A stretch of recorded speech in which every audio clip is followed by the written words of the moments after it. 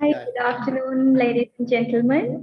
It's my pleasure to welcome you all for the workshop on Integrate Challenge-Driven Learning organized by OUSL Energy Project Team of University of Mälardalen. It's 4:30 p.m. and we are 4:40 p.m. and we are about to start the program. I'm Shamali Tennokon from International Relations Office of University of Mälardalen, and I'm happy to be your host for today's program. Please be kind enough to turn off your video and microphone, and please feel free to post your questions in the chat section below. We will, at the end of the session, we will try to answer them as much as possible. Thank you.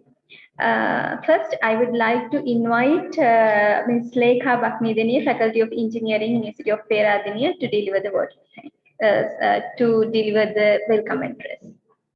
Good day to you all.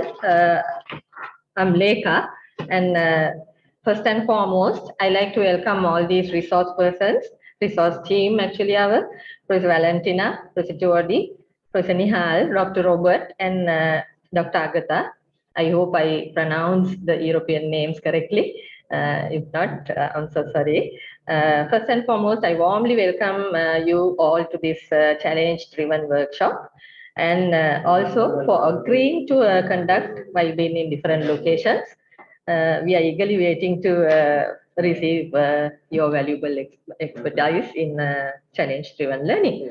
Then the participants, I'm so sorry today, I think there are a lot of hiccups here in Sri Lanka, power cuts, and also in our university we have our convocation today. So there are many events happening, so I hope people will joining very soon.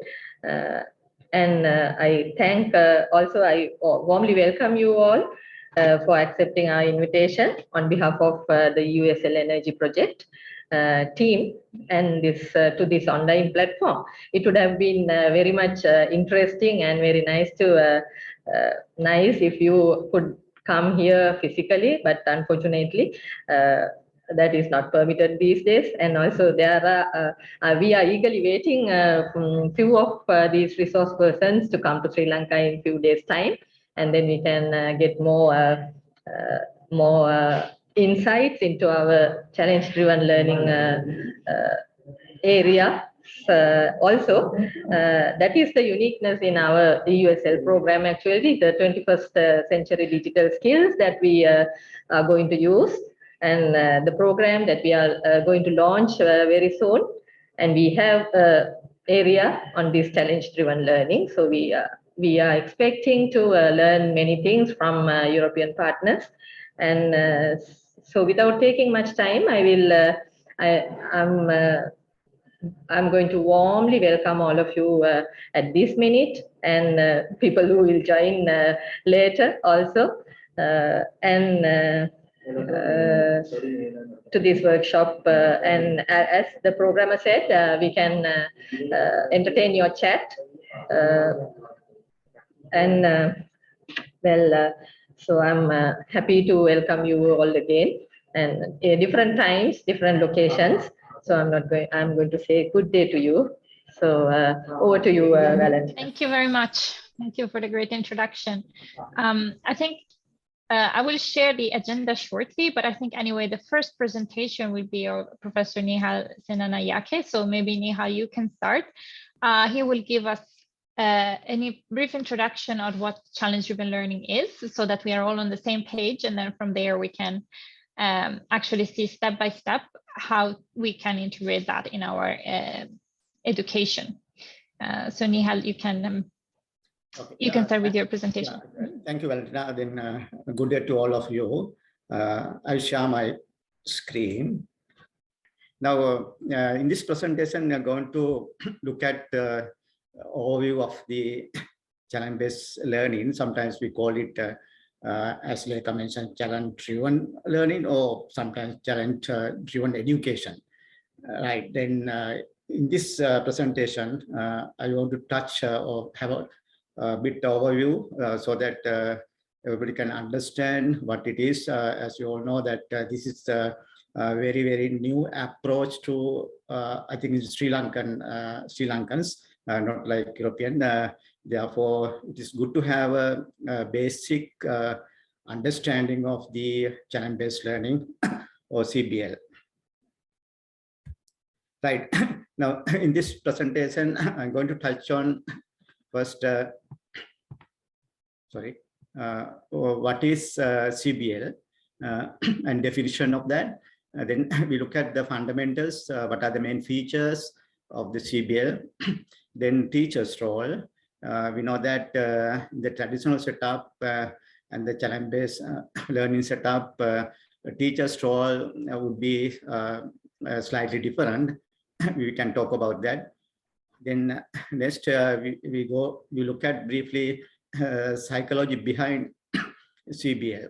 Then second part of the presentation, I will explain the framework for challenge-based learning. Now, first one, what is Cbl? Now, this is, as you know, emerged from the Apple classrooms of tomorrow today. We call ECHO 2 project initiated in 2008 by Apple company, and now is increasingly used in higher education. It is a bit structured model for course content with a foundation in early strategies, such as these things, these pedagogies, most of you know that problem-based learning, sometimes we call the project-based learning, and the initial approaches. But instead of presenting students with the problems to solve as we do in problem-based or project-based learning, Cbl specifically offers general concepts from which the students will derive the challenges they will address. They have to find out the challenges or projects in a certain domain that we will discuss later on. This is the definition or some overview of the what is Cbl. Now, next item is the fundamentals. Look at the fundamentals, and this is very important to understand the main features of this Cbl. I would say process is a process from starting point and to this end point, and there are specific stages we have to go through, or we all have to go through that with the students and also teachers. We consider in the Cbl teachers and the students are equally. The first one is everyone is a learner. That means even the teacher and the student, and also the parties related to, connected with the issue being addressed. Maybe local society, maybe industry, maybe some individuals, all are learners. Then second feature is that is moving beyond the classroom. Not like in the traditional classroom, we have to go out to the industry, go to the society, go to the people and talk to people and undertake certain activities, do experiments. And there are lots of involvement outside the classroom. That is the other main aspect of Cbl. Then learner inspired and learner centered. That we know that what learner centered activities are, but the teachers have to ensure that every activity you do in the process are learner centered. Not giving the information to the students, but all together get together and try to find solution to the challenge. And that is learner centers. When you say learner centered, don't think of the student learner. Now in this scenario, teachers are also learners. Then that's why I say learner centered. It's a collaborative thing. Then a subject content and 21st century skills.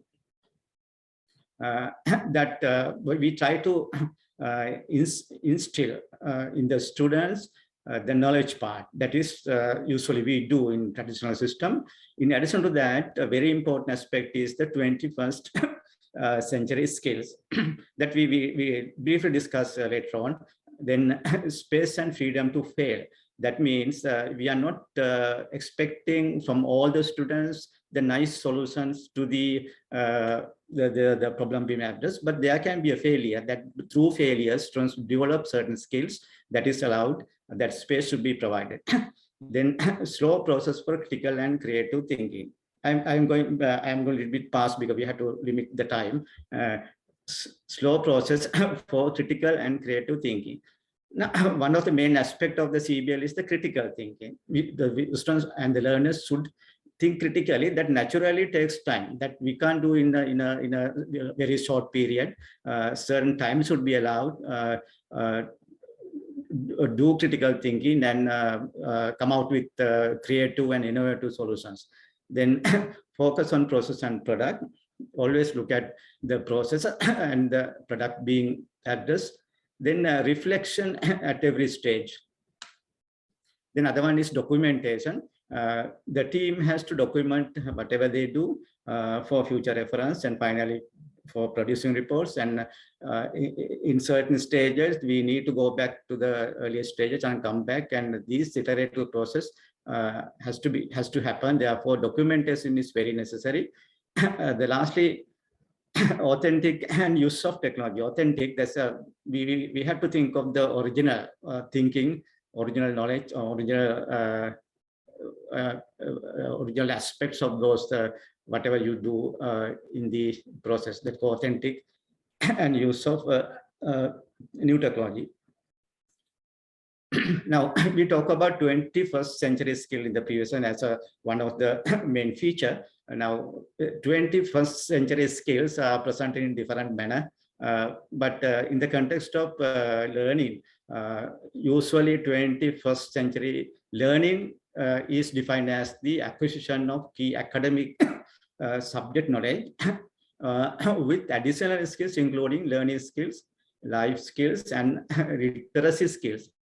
Now, when you talk about learning skills, that's also known as 4 C's. That means critical thinking, communication, and yes, collaboration and creativity. Those are the 4 C's we are talking about. That that called the 21st century learning. That has to be, those aspects has to be integrated. That's a master in the 21st century learning process.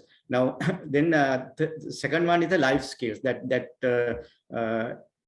includes flexibility, initiative, social skills, productivity, and leadership. Then literacy skills, the third one, that encompasses the information literacy, media literacy, and technology literacy. Now we can refer to relevant literature, and we can understand what those are in depth later on.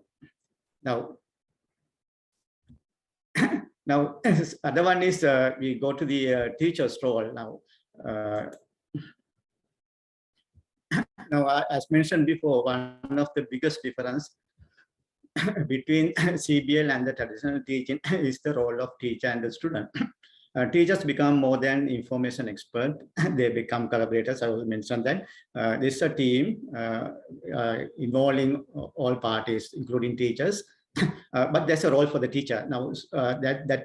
Apart from say finding solution and instilling or developing skills in the students, there is other requirement. That's a curriculum requirement.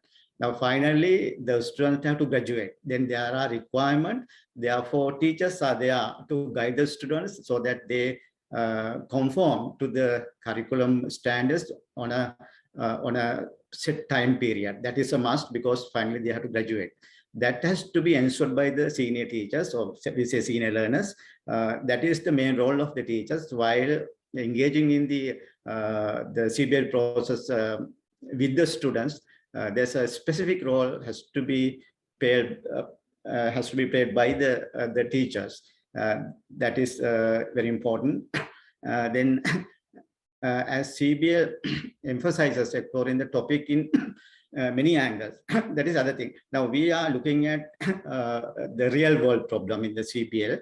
Therefore, naturally, it's a multidisciplinary. Now, just one teacher or teacher specialized in a particular area cannot solve or cannot provide solution alone. Therefore, this interaction between different expertise, maybe sociology, maybe engineering, energy, whatever. Depending upon the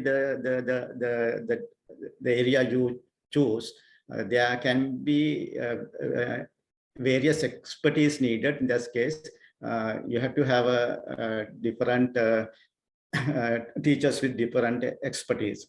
That is the teacher role, and how we formulate or form teams which includes teachers. Now, I come into psychology behind that. There's a psychology behind Cbl. Why we use Cbl? Why we use Cbl to instill or inculcate this 21st century skill other than the knowledge part. Knowledge is a traditional setup anyway that we can instill or we can teach the student, but the inculcating or the 21st century skill, that we have to adopt a different approach. That's why we are using Cbl. There's a psychology behind that. Now, it says that challenge creates a stimulus in the brain that forces you to use prior knowledge.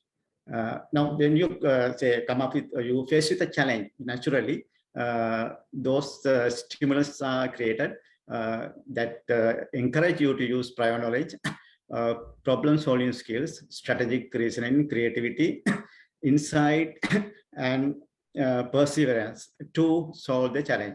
Now, those are the things naturally the psychologists say that when you are faced with the challenge, these stimulus are created.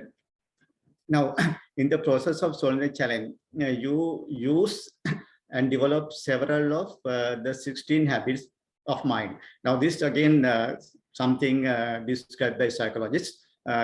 We talk about 16 habits of mind. Now, we look at that later on. According to Dr. Arthur Costa, there's a professor at California State University. He says like this: when we draw upon these intellectual resources, the results that are produced are more powerful, of higher quality, and of greater significance than if we fail to employ those intellectual behaviors. Now, that's why we think that the Cbl is more important, very much important to develop these 21st century skills. Right. Now, just for your information, I have given this, what are these 16 habits of mind. I think very useful, all of us, if you know all of them, then we can guide the students. We can, because during the entire process, we have to be mindful that all the students are targeted or achieving these habits. That is very important. Otherwise, we cannot guide the students. Now, some of them are this persisting, that is persevering on a task to completion. That's a remaining focus, looking for ways to reach your goal when stuck, not giving up. Then some of them, I just read that very important, this one, take your time, managing impulsivity, then listening with understanding and empathy, understand others, devoting mental energy to another person's thoughts and ideas, thinking flexibly, look at it another way, thinking out of the box like that, then thinking about thinking, that's a metacognition, know your knowing. You have to be, you should know what you know, that is called the metacognition. They're thinking about thinking. And there are several things, 16 of them, psychologists talk about these 16 habits of mind. That's very important, that what they say is that through Cbl, we can develop those skills or instill these habits in the students, also in the learners, as in the teachers as learners. Now, I'll come to last part of the presentation. This is now it is just an introduction of the Cbl, and it's just highlighting the importance of Cbl and main features of Cbl, teacher's role, and there's a psychology behind that I explained. Then what is Cbl? That's a framework for Cbl.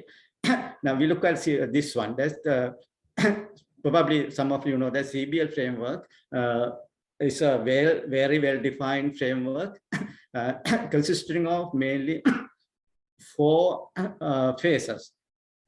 There's an additional phase called the publishing, but usually the process consists of 4 phases. One is the engaging, the second one investigating, third one is acting or act, fourth one is assessment. Then we look at one by one very briefly because after this presentation probably Valentina will come in and explain in depth in what happens in practice, and others will also explain. Now we come to engage phase. Now this phase consists of 4 actions, because 3 actions. That is finding a big idea. Now this is the terminal use, big idea. That's a starting point for developing a challenge. Is a big idea. Big ideas are broad concepts that are explored in multiple ways and are relevant to the learners and the larger community. Now, for example, big idea is something like say energy. Now, you know, at present Sri Lanka is facing a crisis in the power supply energy. This energy is the big idea. Now, likewise, maybe water, likewise, maybe health. There are big areas we have to first select. Then second one is essential questioning. Now, this allows learners to contextualize and personalize. The end product is a single essential question that is relevant to the individual or group. Now, within this broad area, in the big idea, that's identified as a big idea, through essential questioning, we have to formulate certain questions that will end up with the challenge finally. The surface that we can ask question like that. The surface question typically include when, what, where, how, when, who. Now, but if you ask question like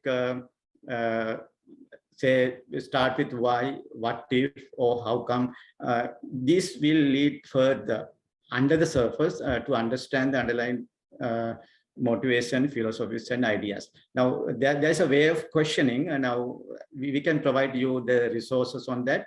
How do you formulate essential questioning and try to understand the challenges that we should solve? Then, leading with that, it comes to the identification of challenges. From each essential question, a challenge is articulated that leads to the learners to create a specific answer or solution that can result in concrete and the meaningful action. Now, every this essential question will lead to a challenge. The challenge is to find the answer for that question. Okay. Then second one, there's engaging. We call the making the stage. Sometimes they say engaging. That has 4 steps I mentioned. Then we going into the second phase, that is investigation. Now, by now you have identified challenge pertaining to a particular domain or big area, so we call big idea. Then you know, by now you know the challenge. Then you have to ask guiding questions. These questions point towards the knowledge learners will need to develop a solution to the challenge. So once you know a particular narrow area that is the challenge we are going to solve, then we have to keep on ask question, guiding question. In the next stage, we have to collect relevant or related activities, resource like that. The next one is the guiding activities and resources. Now, based on the guiding question or in responding to the guiding question, you have to find out activities and resources. These will help learners to answer the guiding question the learner developed in the previous step. Now, Now, these are the sometimes maybe you have to collect just resources from the internet. There can be some resource, maybe activity, or you can talk into people, go to the particular segment of the society and inquire their ideas, and maybe doing some preliminary experiments sometimes like that. Depending upon the guiding question, the question you pose there, you have to decide on what are the activities and what are the resources. Then next stage is analysis of the lesson learned through the guiding activities. The learners synthesize the solution or answers to guiding activities that will eventually support to the established solution. Now we have many guiding questions, and we have collected resources to answer those questions. There can be many outcomes. Then we have to synthesize and maybe integrate towards that particular solution. That has to be done as a teamwork.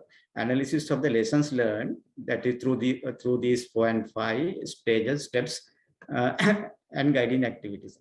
Then that has to be done in the stage 6. Right. Now after that, coming to the next stage, that is act. Now this stage is really developing solutions. The first step is to solutions. When you develop a solution, it usually multiple solution concept will come up, because maybe you can if there are many say about 10 students, you can ask say maybe groups of students within that group develop certain solutions. They will look at different ways, and finally coming together and maybe have one solution finally. Then develop multiple solution concepts that logically flow from the investigation phase. It has to be very collaborative. That will be there's a lots of involvement, lots of sharing, lots of discussion to develop all possible feasible solution, and finally come up with the most suited one. Then naturally next comes is the implementation. In this step, the solution is implemented in real setting with an authentic audience. That's real audience, real work environment. It's not like classroom environment, because it has to be implemented with the parties concerned. Now we actually looked at the question or problem faced by the society or the industry that is real. Then in that case, we have to implement in the real setting with the authentic audience. That's why with the authentic audience. Then evaluations. Evaluation provide the opportunity to access the effectiveness of the solution. That naturally for curriculum purpose, for graduation purpose, you have to do evaluation. Now that is the third one. If you go to other one, come to assessment. Now assessment. Now we can do assessment usually. That is continuous assessment. We say that we can say there's a formative assessment and the summative assessment. Now the areas usually assessed are content, knowledge, and understanding. Now while doing this challenge-based learning, students should acquire certain knowledge part as well. That has to be ensured by the senior teachers. Now that's why when we decide in the first the Cbl, the challenge, that should have sufficient scope that the knowledge part envisaged in the curriculum can be sufficiently addressed through that Cbl project. That has to be ensured. Then other one is mastery of real world skills. That is the 21st century skills. Then process of challenge-based learning itself.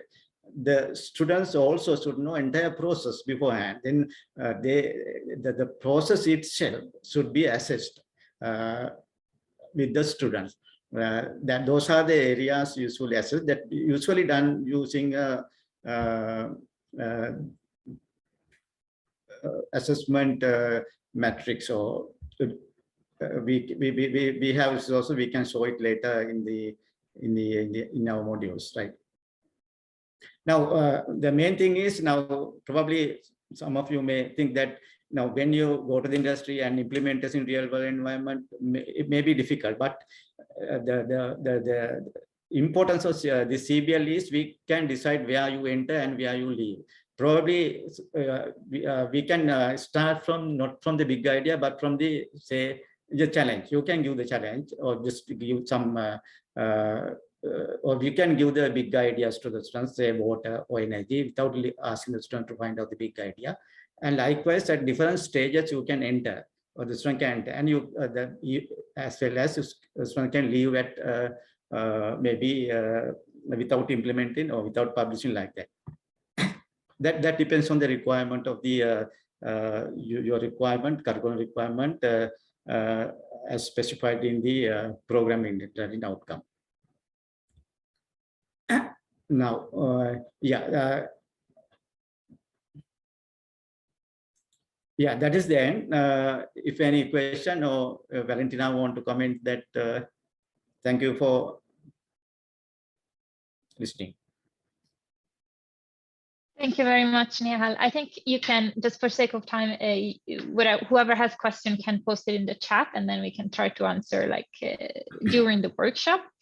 But at the very end of the workshop, I think we will also have a session for more like discussion. So thank you very much. I think then I will continue. I want to share the screen, and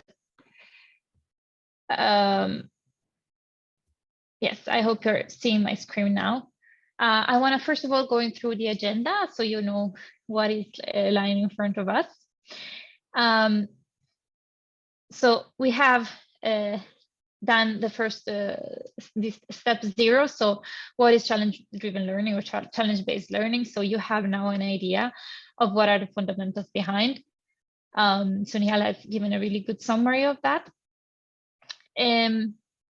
Now there are a few steps that we can go through quickly to help you really then to translate these ideas into practice. How can then challenge-based learning be integrated in a curriculum, in a traditional program?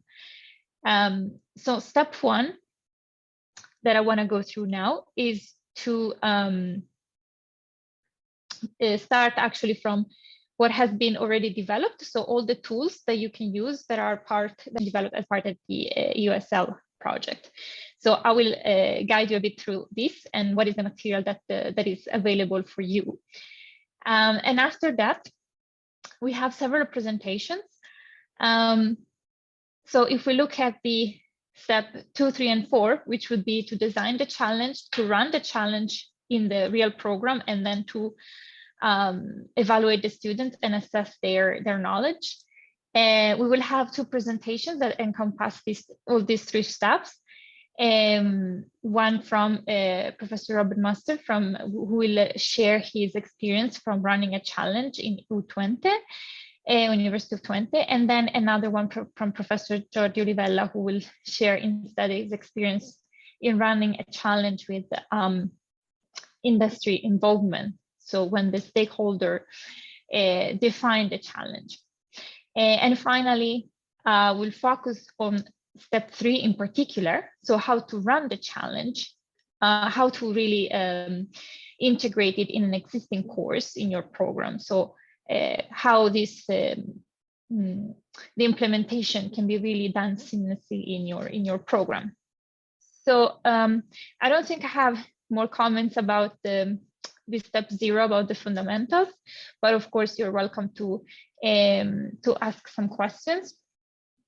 What I really want to show you is what is the material that is available, what are the tools that you can start using to actually that can help you in this process of understanding how to design a challenge, or if a challenge exists, how to integrate it in your program and run it and be part of a teacher's team that can run this challenge.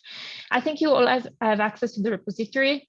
If not, then we can also collect anything that I show you today, all the links will be collected in one document so that you will have access to it.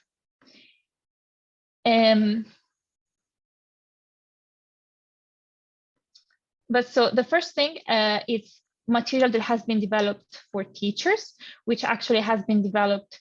Sorry, not here. It has been developed by Nihal, so maybe he also can add something else if I don't say everything. But so it's a lesson created by Nihal and several modules on challenge-based learning. So everything that he was showing in the presentation today that he summarized really quickly to fit in the time, all the details can be really found here under the pedagogical tools in the repository. So there are several modules that give all the details about what is the fundamental of challenge-based learning, what are the benefits, what are the type of learning outcomes that we can expect, and what are the different phases. And so to learn, it provides more resources to learn about what the different phases are. So this is just to point out that there is some tools also that one can use all along the way while developing a challenge or running a challenge with all the references here. But what I want to spend more time on is actually in this folder, challenges. Because here we have developed already a lot of materials with examples, because so far probably things sounds a bit abstract, but looking at examples, you can really see what is the practically how a challenge can be designed.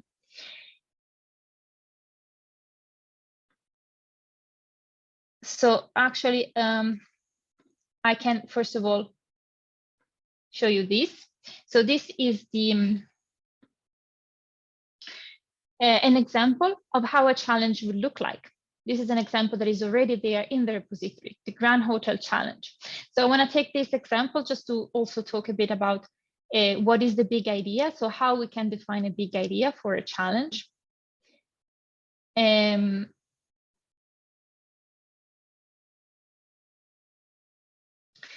So for example, for this challenge, the big idea is sustainability in emerging economy countries. So big ideas can be related, for example, as Nihal mentioned, they can be related to the Sustainable Development Goals of the United Nations. So the big ideas should really be related to challenges that are from the real world. So what are the challenges that we are actually facing?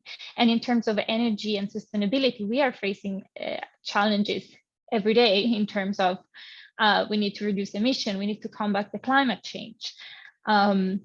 We need to reduce energy poverty. So one of the sustainable energy goals is clean energy for all. So even in countries that have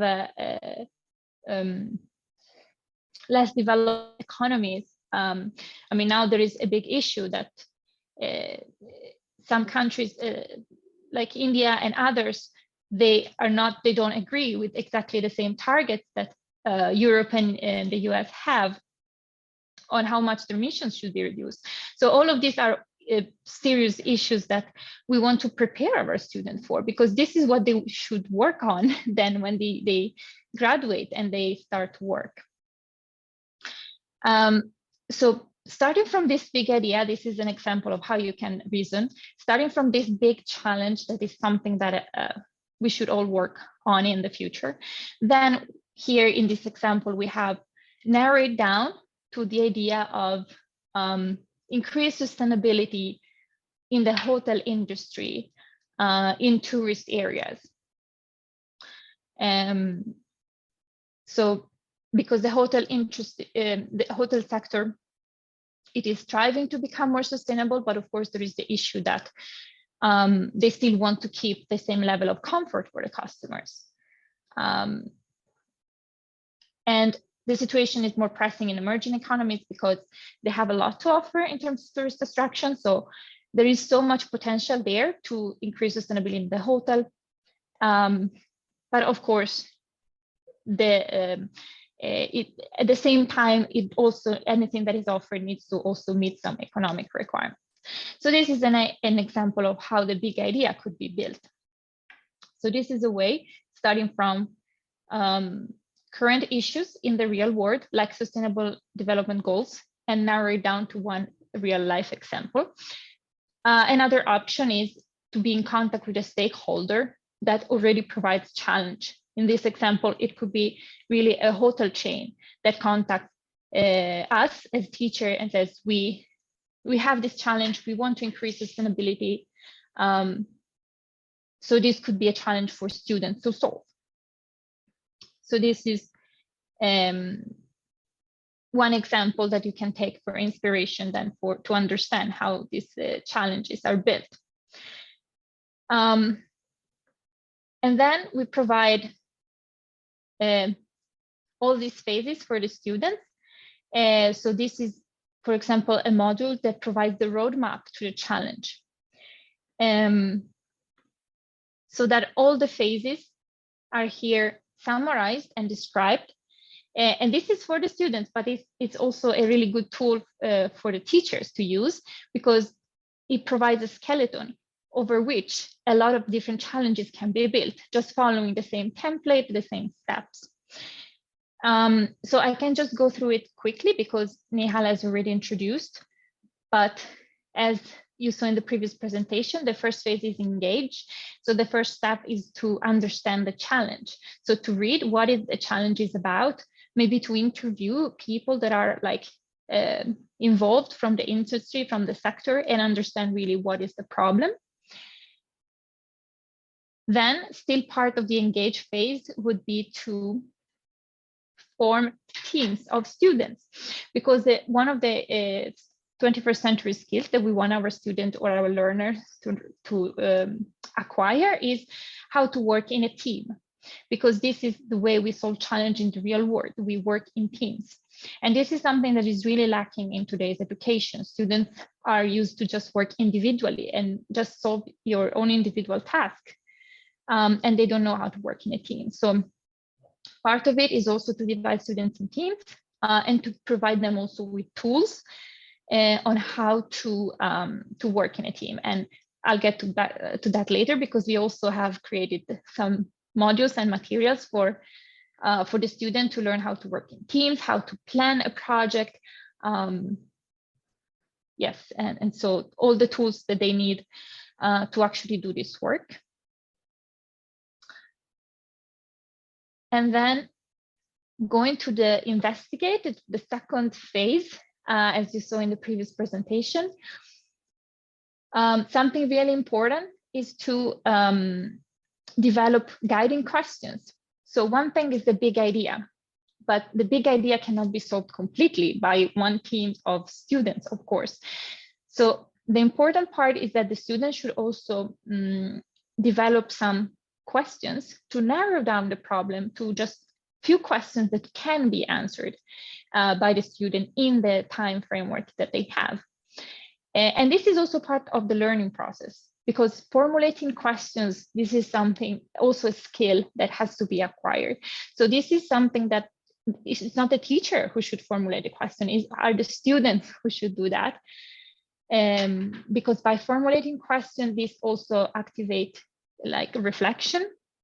Of course, the role of the teacher is to mentor and guide into this phase, because the teacher has more experience, more expertise to know which questions are reasonable and which not. So the teacher should always provide feedback, but the students have the role of formulating questions, and which also will give them the motivation then to answer the question, because it is much more motivating to answer a question that you or yourself formulated rather than a question that comes from your teacher.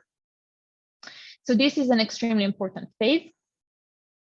And the student will have to submit their questions. So as I said, anyway, there is a continuous feedback. The teacher should guide them through this process since the beginning, since a very early stage. Then the student should also, during this investigation phase, identify relevant activities. So, which means plan the project essentially. So to build an activity map. So to decide, okay, to solve this question, maybe we have to do these things one after the other. So really to prepare a project plan. So this is another 21st century skill that it's very important for our students to learn, how to prepare a project plan. Then identify relevant resources, because as we said, this is all a learning process. The key is to learn by doing. So the students don't have to come to the challenge knowing exactly everything, like knowing already how they are going to solve it. During the process, they will have to fill the gap. They will have to identify which knowledge they still need to get in order to solve the challenge.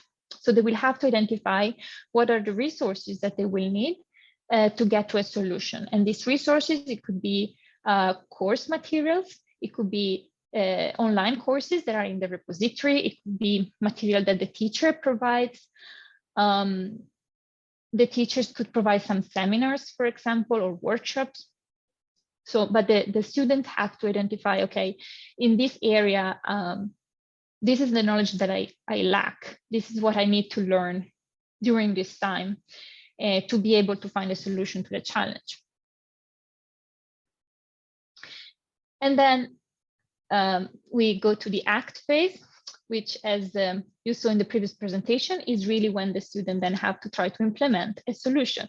In this case, because the problem is related to the sustainability in the hotel sector, then students will have to find different solutions to maybe reduce the energy consumption or reduce the water consumptions, or recycle the water, or do something with the waste to maybe produce more energy from the waste. So they can come up with different solutions. And this is the part where they actually work on their solution. And then they,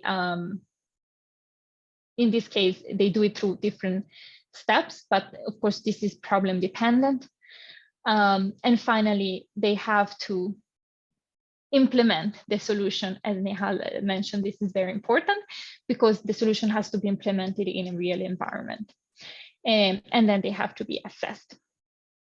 So this is to give you an idea of how these phases can be translated to a real challenge. And this basically is a sort of roadmap that can be used for any challenge, which of course, small adaptation.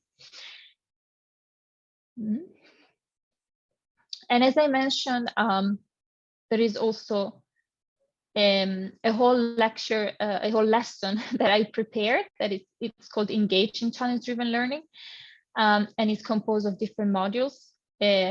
Why challenge-driven learning, which gives an introduction to what also Nihal was presenting about the psychology behind challenge-driven learning and the 16 habits of mind.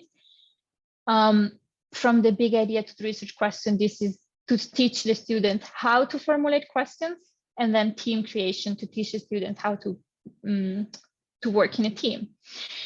So these are modules that are targeting the students, but they can also be useful for the teacher to take a look at, because they give an idea of what are the learning outcomes that we can expect from our student at the end of the challenge in terms of formulating questions, thinking critically, thinking creatively, and also working in a team and managing a project in a big team of people. So I went quite fast through this, but I just wanted to give you really an overview of the tools that are present here. So I would say, really, just to summarize, as a step one for someone who wants to start today in designing a challenge and designing this educational approach in his own curriculum. Step one is to start from here, to read what is already present and to take modules that can be recycled in any other challenge. For example, these Engage in Challenge-Driven Learning modules, those are a starting point for every challenge, because this is really the basic knowledge that all the students should know when they start. And then all the roadmap for the hotel challenge is also something that can be really taken as a skeleton to build up any new challenge. And there are many others. So there are different modules that also Jordi is developing, another Torsten is developing, to give also more knowledge about the business case. So anyway, also how to consider that aspect. But I think Jordi will talk more about it in his presentation. So I think I will stop here because then I want to welcome the second presenter, who is Robert Moster, to talk about the whole challenge design and implementation phase, and give you a good example of that. You're muted, Robert, or at least I cannot hear you. Yeah, can you hear me? Yes, thank you. Hello, everyone. Thank you, Valentina. I have to say that both Leka and you mentioned my name as a doctor and professor. I love it. I love it. I'm not yet a doctor. I'm not yet a professor of anything, but I like it very much. So it's quite good that that's my goal, right? So this is something. Yeah, I want to discuss a bit about from planning to implementation, but I think it's already has been already discussed what is a challenge-based learning and all these things. So I will skip some parts of this presentation, and also I think that's also good because we are a bit behind schedule, so then we can speed it up a bit. And if you have any questions, then I will be very happy to answer them. So what I did during the summer school in the University of Twente in the Netherlands, I designed a smart city summer school course as a full challenge-based learning module, in which the students had to let's say work in groups to find an answer to the big question on how citizens perceive their life in the smart city. And I had I was lucky to have some very good partners as municipality of Enschede and Hengelo from the Netherlands. They were very interested in solutions related to this problem, because they want to develop, these cities want to develop themselves as much as possible as smart cities, and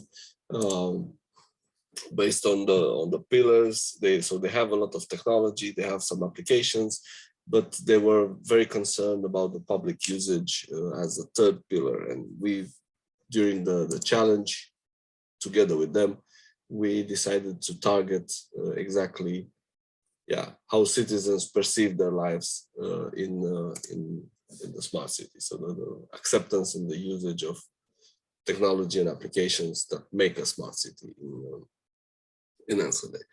Yeah, what the whole program was structured into 5 topics: data science, psychology, government, energy and sustainability, privacy, safety, and cybersecurity. And the students, so the program structure was kind of like this. So in the mornings, there were lectures and guest lectures regarding various topics in specific areas, in one of those 5 areas. And in the afternoon sessions, the students can work in groups to solve the challenge. Overall, they had 6 workshops and they had to deliver 5 deliverables. At the end of the whole program, we organized 2, let's say, discussion moments. One panel discussion in which we targeted the ethical dimensions about smart city, and then they had to pitch their solutions to the smart city council. Some members from the municipality of Hengelo and Enschede, which were present in both the panel discussion and the pitch day, and they had to select one of the solutions as interesting for them to operate with them. Yeah. Now the challenge, the journey, which was already presented by Valentina and by Nihal. So as you can see, the guiding questions which lead to an analysis framework, in which the students define and brainstorm about guiding questions, and then they have to identify,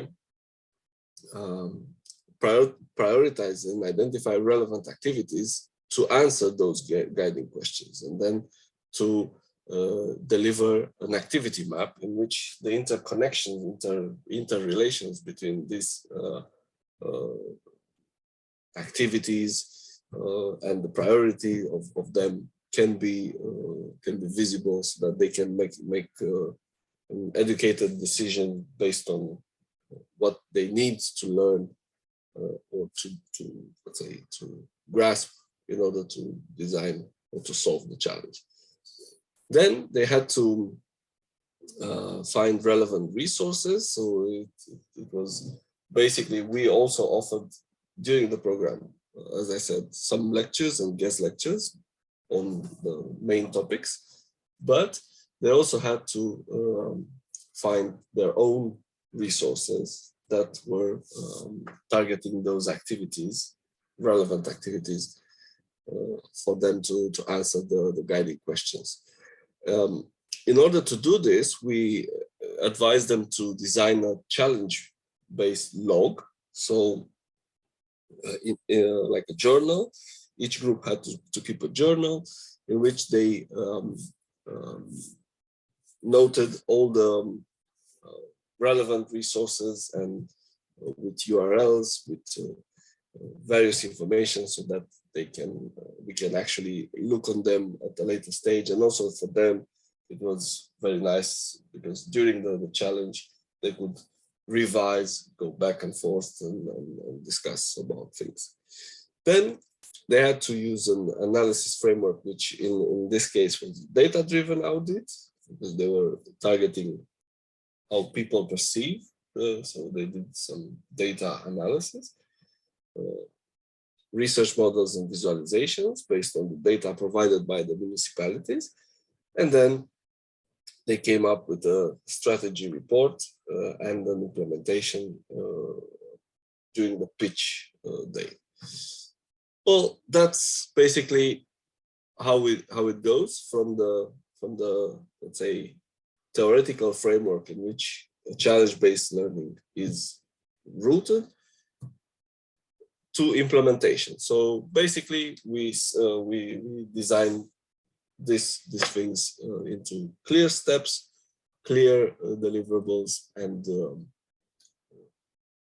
yeah, clear activities. However, what we learned from these things, because I think that's basically more interesting, is that first of all, and this was a summer school, so there were students from all over the world. It was online. This was actually a problem, let's say like this, because online meetings, let's face it, are not that great.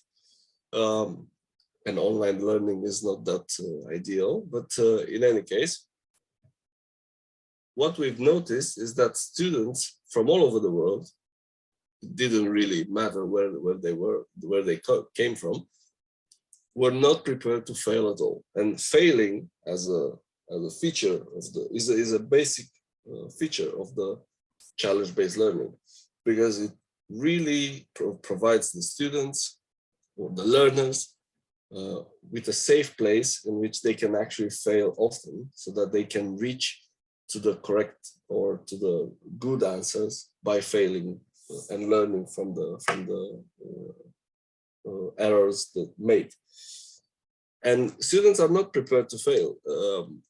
They want to make it very good from the beginning, and they are really concerned about failing, and it's some kind of maybe a stigma or something that failing is associated with not good. So this is something that really needs to be targeted early on, and we didn't know about this, but after we ran the challenge, we've noticed this was a big problem. The second problem, the students are not used to ask questions, and maybe it was also because of the online setting, but when I say ask questions, is mostly related to the guiding questions. So remember that you have a big question, an essential question, and then you need to provide as many guiding questions as possible, because those will provide you the let's say the guidance or the roadmap towards identifying what are the activities that you need to do as a group, and also what you can learn, or where you can gather the materials. And they are not used to ask questions, and especially guiding questions. And for this reason, one of the most important lessons that we learn is that as a teacher or as a facilitator, let's say, you have to intervene early on and provide as much guidance as possible on the guiding questions. Feedback sessions, so plan.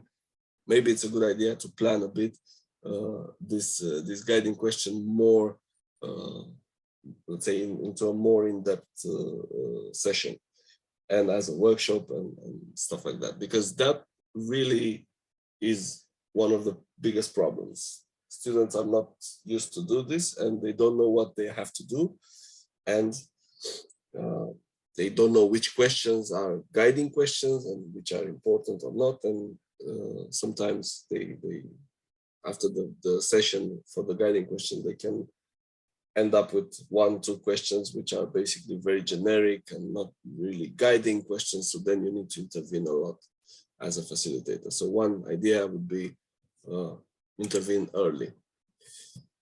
Another lesson that I learned is that students are not used to having too much freedom, and actually students are not used to have any freedom at all.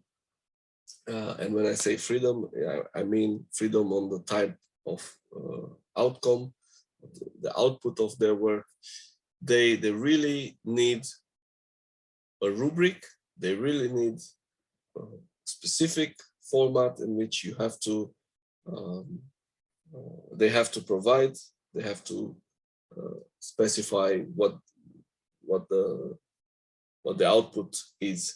And if you don't give them that, then they will really wander around, and they will not know what to do. So one thing here, which is somehow counterintuitive, because challenge-based learning is actually doing things in the real world. So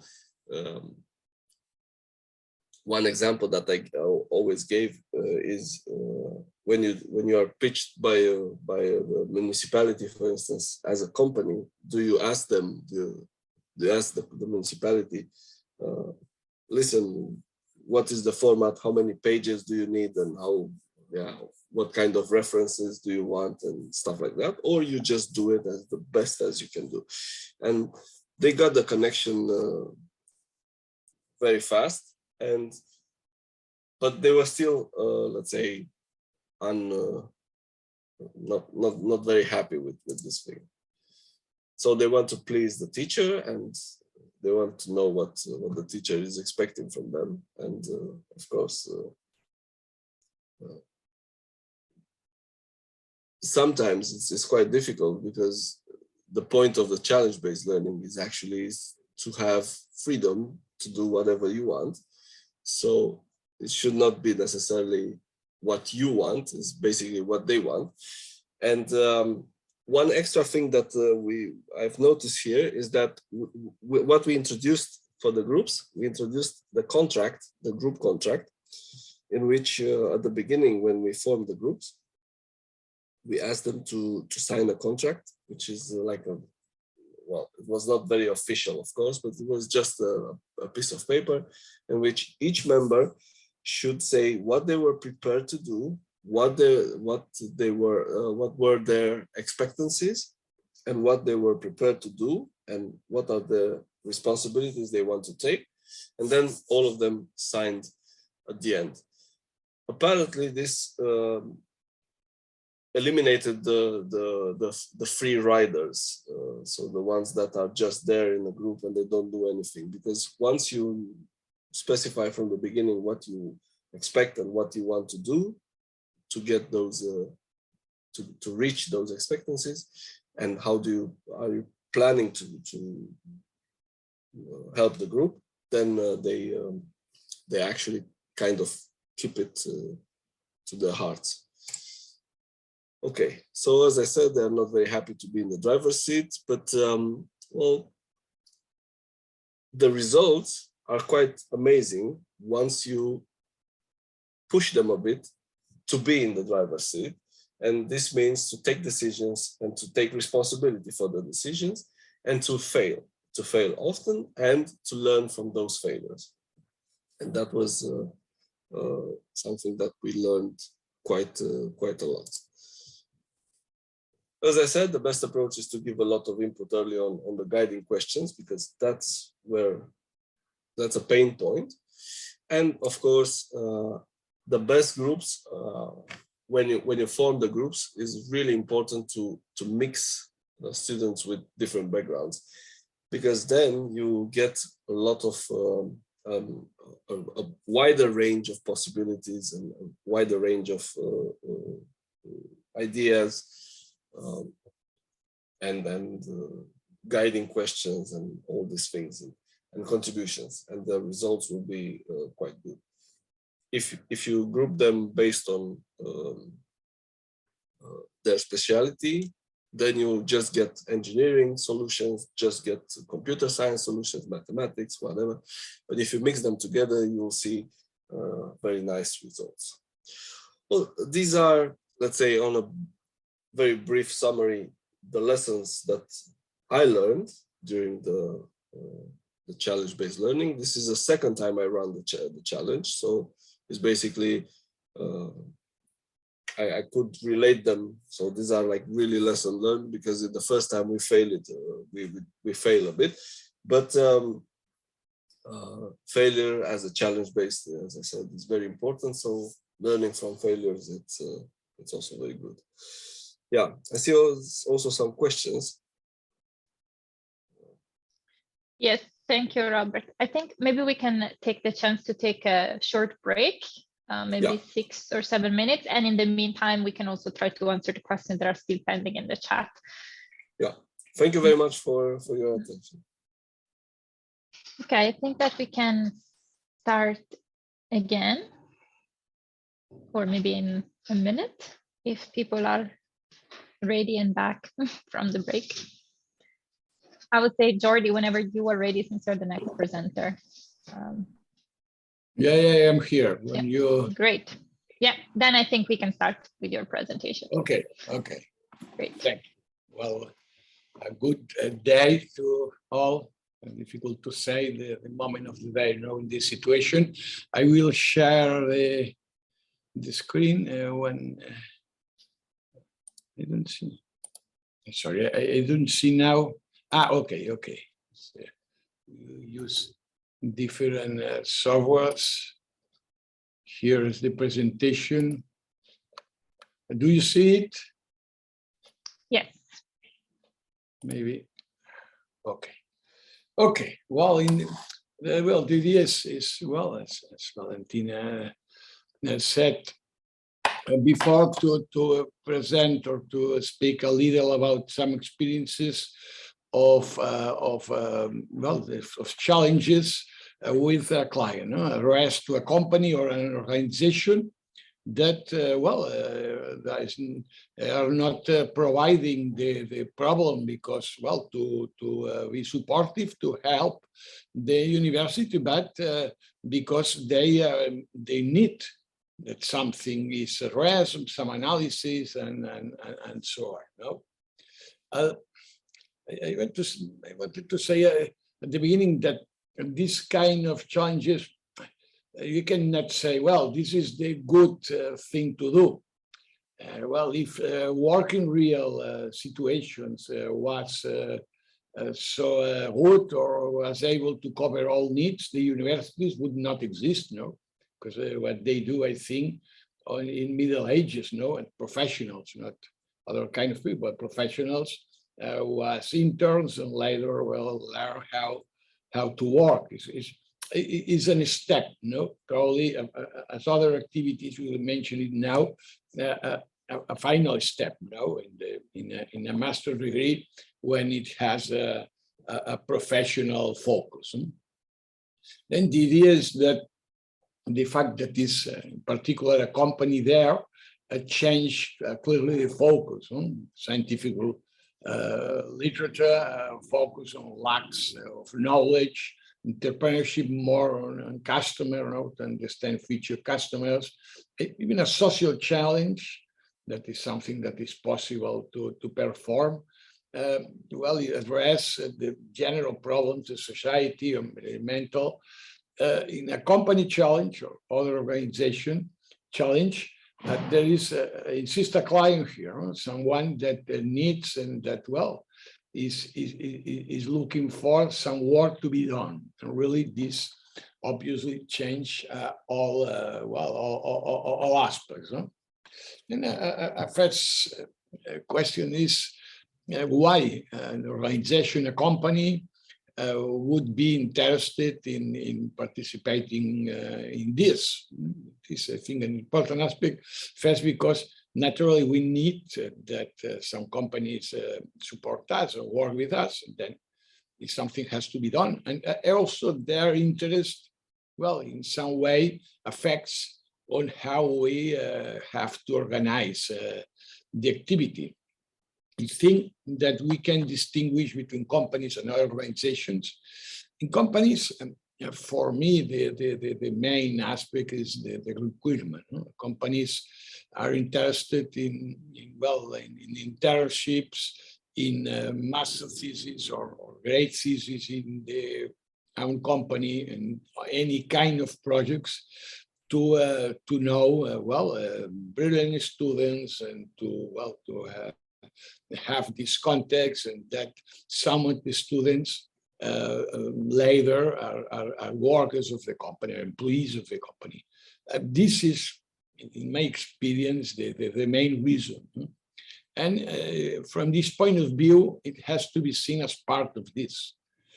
I don't think you can go to companies selling as consultants work by itself and say, well, I am selling you a consultancy work, but the work will be developed by students. And probably this is a little difficult. No? The situation is not this. You have a relation with this company, and well, the base of the relation is a lot of times the participation of the students and the future incorporation of the students to the company, and these kind of projects are part of this relation. This probably, for me, naturally, in my experience, the first source of this project. Sometimes it's part of public support campaigns. The company will receive some money or some kind of support or physical space, whatever, from a public campaign, a grant. And part of this is that they work with some groups of students. Something they can do to fulfill the obligations related to this, or even as something that is good for them, but that is established before it. We also have experience in this kind of situation. In general, as you see, always something related with a general relation, a wider relation with the company. With other institutions, is not the same. They are generally happy that people work in the topics they address, and also even that it make it more known. The public institutions, NGOs, usually, well, they are happy if it's a problem in some place that some students are analyzing, know it better, and check for solutions. In this case, the pen of the agreement is not so demanding from the point of view of the client, but it depends on the case. But it is also quite common. We have experience in it. And another thing is the existing future startups, all this world that is, well, increasingly important. And really, sometimes even some students are already working the startup, are planning to create it. It is possible to establish a relation with this ecosystem, as they say, of entrepreneurship ecosystem. This is, I think, that around the world increasingly important. It can be also it's a source of relation with these companies that are at their beginning, or even that still doesn't exist. This is, well, the different possibilities. Only two examples. We have a long list. Working on this for more than 15 years. This is part of a program we did, in this case at UPC, supporting new startups, from mostly teachers, researchers from the university. And it's a case, well, it's surprising because we don't have deserts. We have areas that are, well, have risk to become it, but they are not deserts. But, well, as a teacher, I had this idea, these tents that are used to desalinization. Well, this was a teacher that had a patent, and our group prepared a business plan to obtain some investment and create the company. Well, they did this, and the company exists.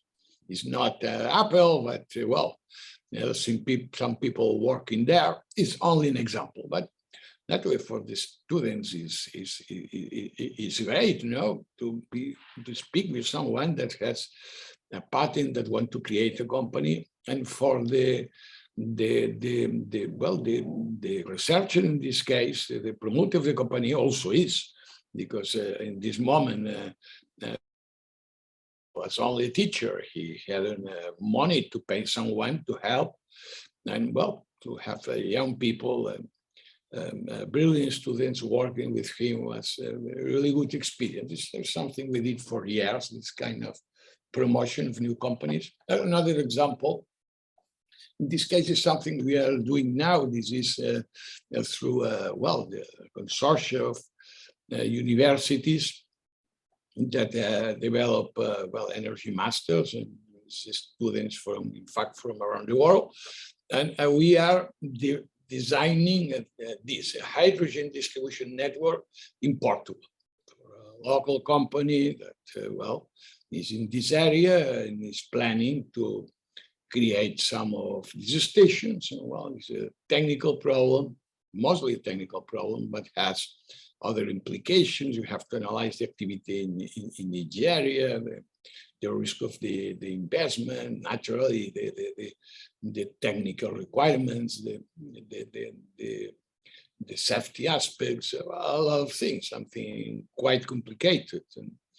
And well, only two examples.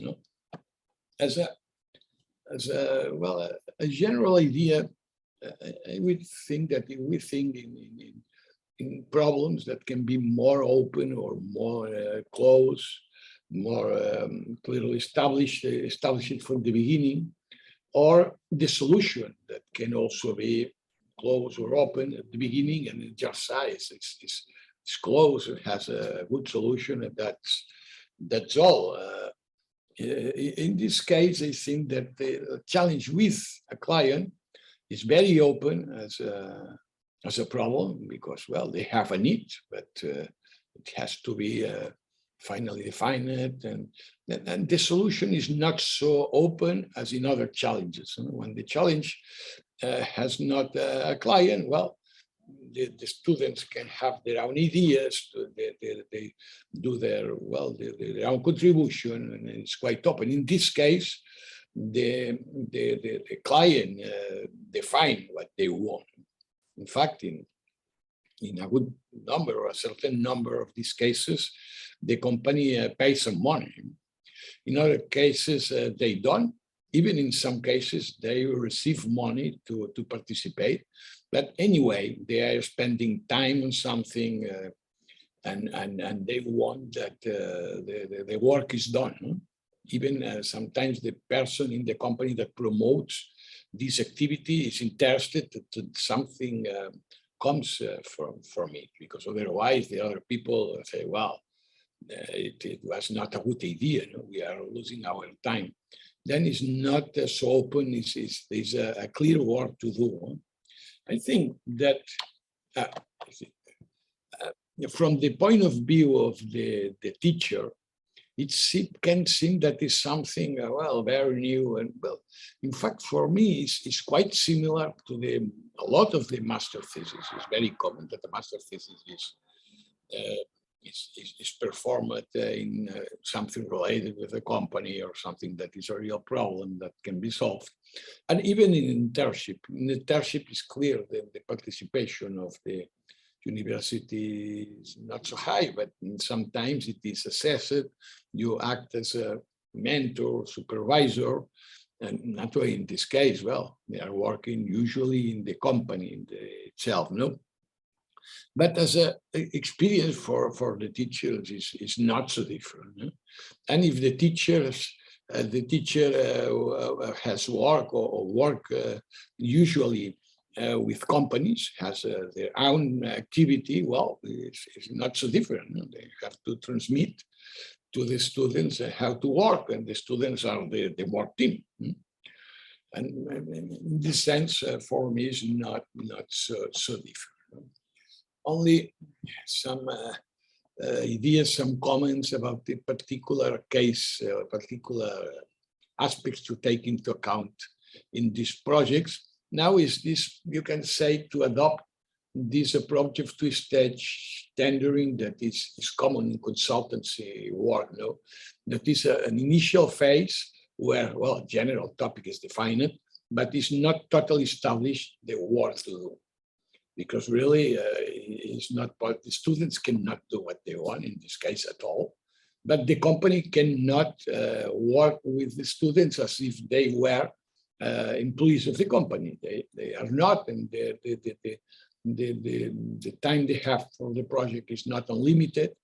An agreement is necessary, and this requires an initial work, some well, to define what to do with the company, and to establish, well, a written agreement after the first phase about exactly what will be done. I think that this is really important in these cases. Then the rules, there's usually a contacting the company, say the company teacher that is represents the client. Other people can participate, but someone doing this. An academic tutor that is the sponsor, senior advisor that, take decisions in relation to the project. And if the negotiation with the company has some problem, is in charge.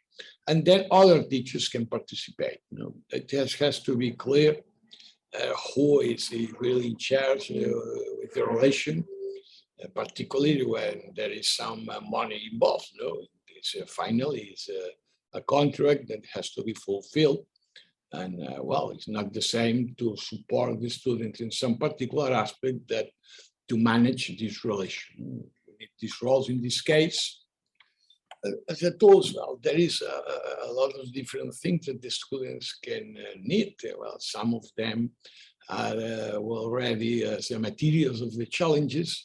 There is, for me, two, I think, to mention particularly. One is information obtaining and stakeholders analysis. It is always important, but in these cases, I think it's a little more, because when the case is already prepared, well, you can voluntarily leave some information well open and ask the students to find this. But in this case, part of the information is not there. The company provides information, but well, it's very common that part of what they want is that the students check and obtain other information, for example, about solutions adopted by competitors to say something, or about future customers' tastes, things like that.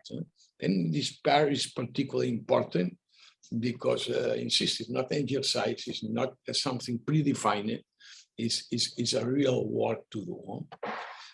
Another is part is what we say consultancy skills. Establish the requirements, very important here. It's not enough that the students are happy of that they learn a lot. You have to establish, agree on some requirements and be able to fulfill this. Not only a temptation is always to say, well, to say yes to anything, but later it's not a good thing. To assess the workload, this is critical because you have some students working there for some time. You have to do the work. You need to evaluate of really what you are really able to do, because the agreement has to be fulfilled. This is critical. And negotiation skills, to be naturally kind, to try to maintain happy the client, but at the same time to be clear, and not say yes to things that will not be possible to do. I think that this is particular to this case, to this kind of challenge. And finally, I said 2 and 3, I forgot this. Technical and business communication, very important. The reports all has to be clear. It's not addressed to the teachers, it's addressed to an external client. Then this is important. No, I think the time, well, I have, it's only seconds. Well, I don't know, the idea is this. I think that this is interesting, that is, it's not something you can always do, but for us it's rewarding. There's always difficult moments in these activities. You don't control it as if something that is predefined from the beginning, but well,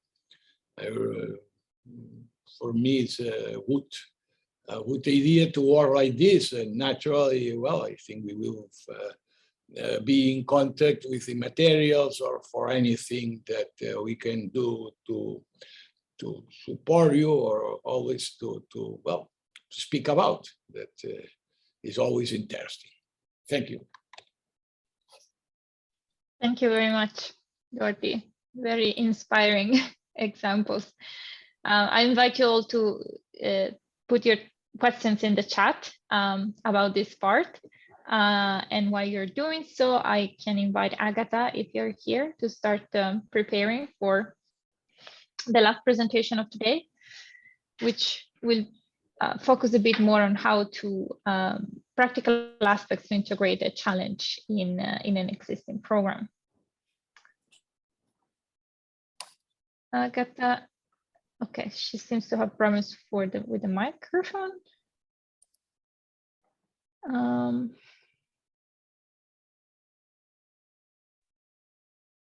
Hello, sorry. Yes, we can hear you now. Yes. Also, the video I cannot start without your permission. The video or the screen sharing? I'm gonna try the screen sharing now. The video I cannot start without you allowing it. I don't know how to allow you to. I think you have to try to start my video or something. I don't know. But if you can try to just share the screen, even if your video is off, I think we will. Yes, we can see the presentation. Yes. Perfect. So without the video, but we can see the screen. That's important. Perfect. So yeah, Good morning. Well, good morning for me. Good afternoon for you guys. I'm gonna just wrap the ideas of what has been presented and try to arrive all the premises into how to design the experience, how to run the experience during the class, right? So I'm gonna share a little bit about my experience and try to connect that with what we are designing during the challenge experience on this program. So my name is Agatha da Silva. I am a professor at the Universidad Privada Boliviana, and it has been like around 3 years that I've been applying challenge-based learning in my area, that is logistics.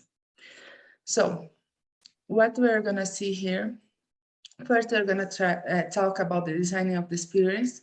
So I'm gonna guide the whole presentation towards the syllabus. That is very important. We need to establish the parameters on what we are gonna work with.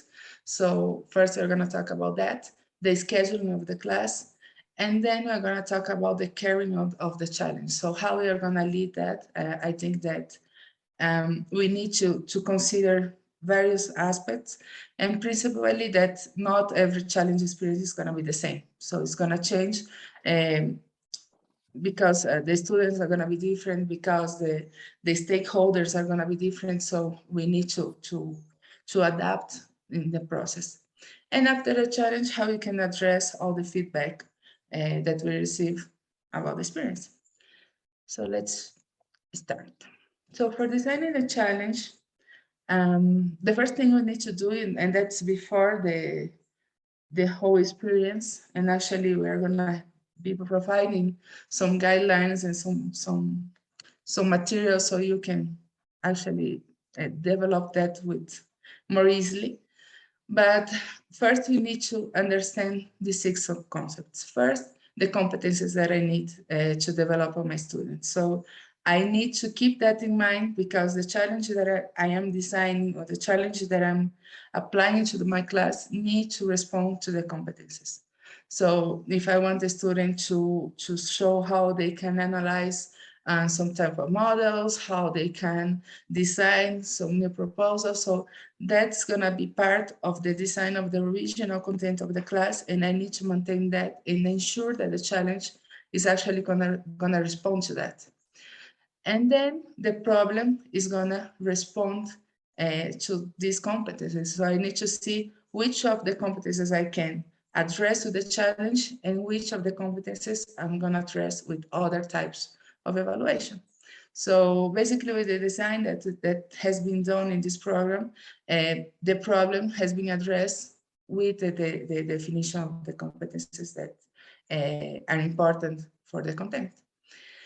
So after defining the problem, you can coordinate then the content, because if you consider the content, the minimum content of the class without the challenge, we actually are gonna see that we have, I don't know, 6 chapters to fulfill on the class. And maybe while we're addressing the challenge, we're not gonna be able to complete all the content. So we need to see which, at which level each one of the content can be covered with the experience, with the challenge, and which of the content I need to provide to my students as a basis of the class, because I still need to fulfill some competencies with other methodologies besides the challenge. After that, I would design the metrics. So I know what I need to evaluate. I know how I'm going to evaluate, because I know the content, I know the problem. So then I'm going to design the metrics, how I'm going to evaluate it.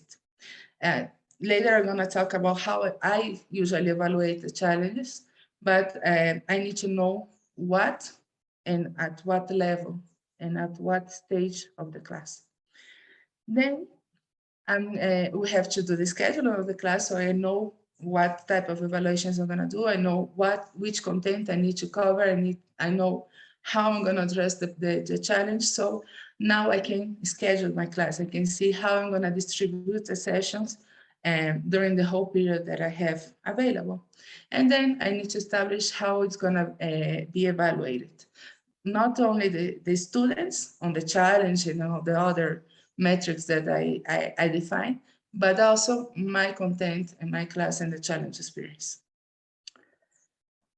So first things first, the syllabus. The syllabus for me is the most important part when I'm designing the challenge, because the syllabus provides me and the students and the other stakeholders, because I usually share the syllabus with other stakeholders, so we can now understand what is expected from the experience. So the first thing that we should have on the syllabus is the challenge presentation. We need to make a context to let everybody understand what I need from the challenge, what I expect from the challenge, and what is this problem that I'm establishing to be addressed or to be solved by the students. Then we need to define the learning objectives. That is a little bit different of the competencies. So the learning objectives is what I need, what I want the students to learn. Here I put some examples. Analysis of the environment. Usually the challenge itself provides this type of learning experiences. That's analysis of the environment. I need to understand the environment and the context in order to provide a solution. Critical analysis, synthesis, decision-making is very important because it's part of the presentation that the students are gonna make. Creativity, working groups, and communication. Those are usually transversal learning objectives that are not particular of the class, but that should be achieved through the challenge experience. And that's the second point that I need to address. Third, I'm going to talk about the competencies. See? So, sorry, I'm mixing a little bit of Spanish here. So I need to establish which competencies I'm fulfilling with this specific challenge, or this, but with the challenge only, because I will have another syllabus for the class. I have the whole content of the class. So this syllabus is addressed and is only considering the content of the challenge. So usually when I'm defining my competencies, I'm usually working with the ABET as a parameter. They have like 7 general competencies for engineering that for me are very useful. So I usually, depending on the class that I'm having, I try to address some of them. Usually is modeling or solving some issues through mathematical approaches, etc. So depending on the class that I'm developing, I see which competencies are suitable for the experience.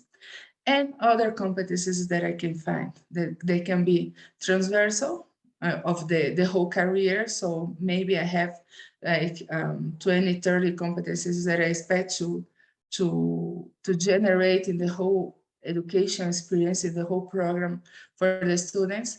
And some of them I aim to fulfill with a challenge. So I can also talk about that, or the personal competencies of the students. If I want them to develop, I don't know, empathy or other competencies that may not be associated to the content, but can be associated to what I need them to generate during the challenge. So that's the first part. So here I'm just establishing what I want, what is the context, and what I expect to obtain from the students. After that, I need to settle what they will learn. So in this part, and it's very connected to the last one, there are the competencies in the learning objectives, I need to define what is going to be the learning content of the class. So first, I need to see the knowing what.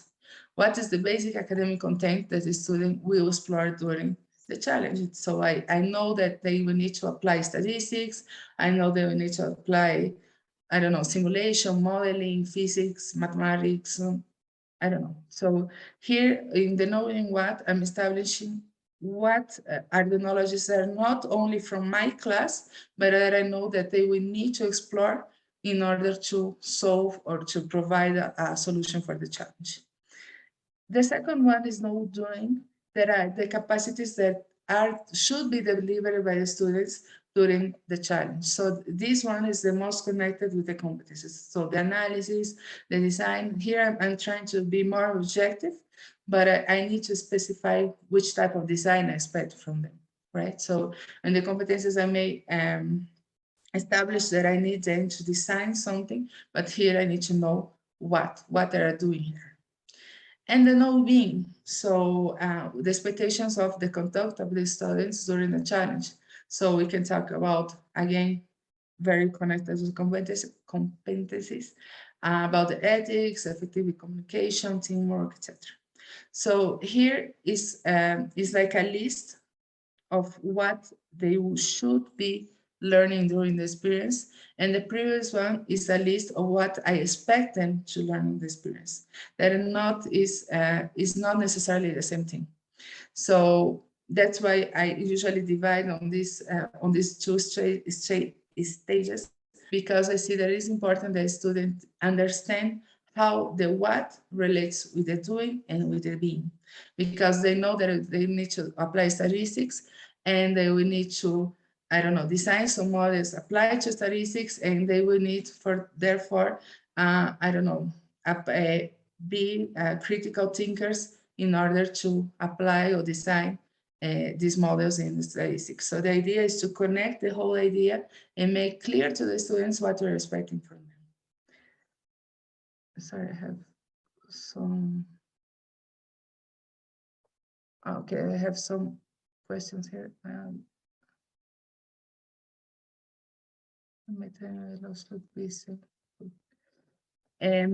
There's some more question about the studies. I think that the questions are going to address at the end, right?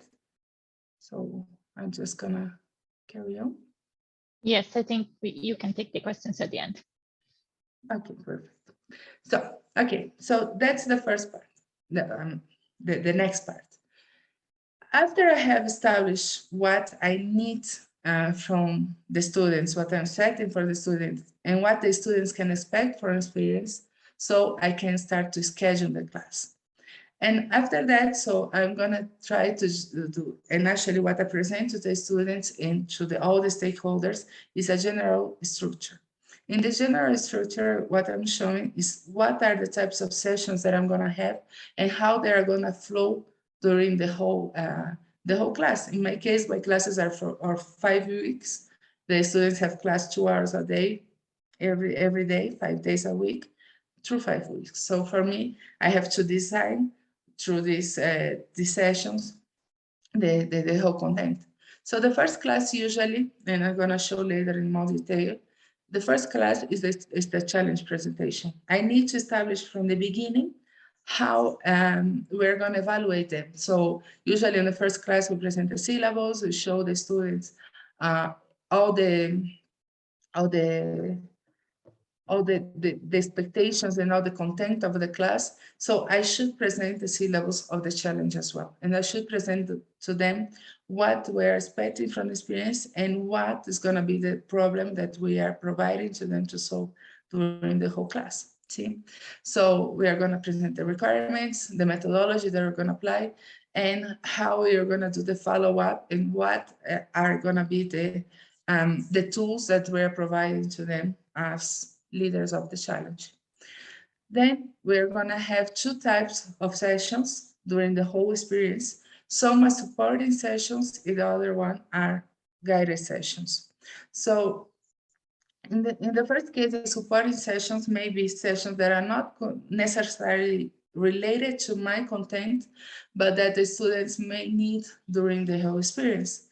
In my case, for example, when my students need to, I don't know, some support on statistics, and I'm not a professor in statistics, so I may invite some professors, I may show them other content, use other platforms. We have a Khan Academy, we have EDX, we have Coursera, we have, I don't know, content on YouTube that we can show them and try to contextualize to what they need in order to continue the development of the challenge. So those supporting sessions are like special sessions where I try to address some needs of the students during the experience.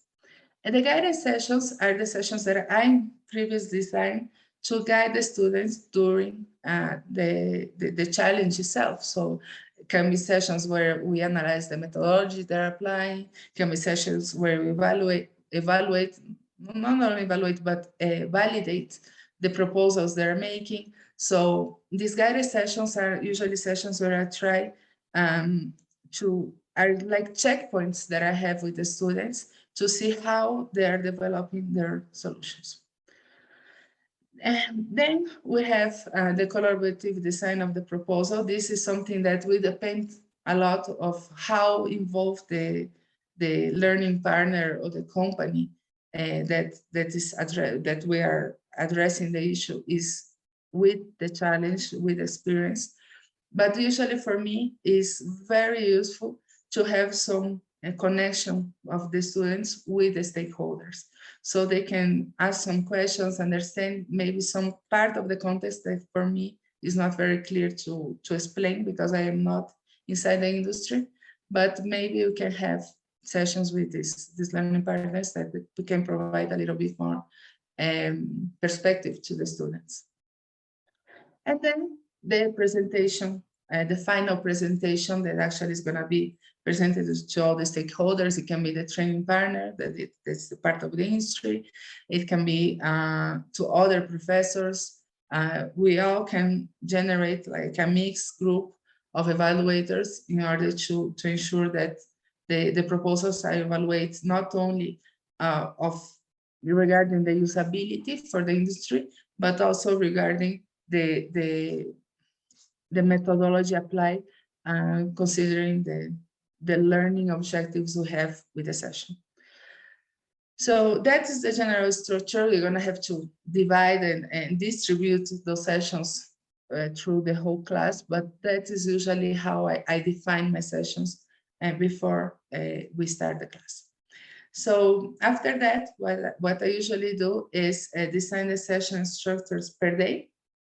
So for me, it's like 24 sessions, 24 classes that we have.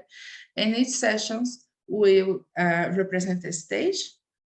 We have a modality. It can be a synchronous session that I'm having a synchronous session through Zoom or another platform, or if it's not virtual, like a class in campus, I don't know. So that is one option. And the other one is to have asynchronous sessions where I can provide some videos, some content to the students so they can see that on their own time and assess the whole content that I'm providing to them. And for each one of the sessions, I'm defining the deliverables. So there I need to know what I need to deliver to the student and what the student needs to deliver to me. So if in this case, from the challenge leader, what I need to deliver to the students is the presentation of the syllabus and the content of the syllabus. So for this session, that's my objective, and that's what I need to ensure that has been done. And for the students, I need the teams. I need to format the teams and to generate the groups that they are working with. And that's all that I need for the first class. And maybe for the next class, or maybe a week after that, I will need some other deliverables like the methodology, the design of the proposal, or the data collection, or other types of information. And how many hours we are gonna assign into that. So for me, the sessions are 2 hours. Maybe we can have sessions of even 4 hours of classes.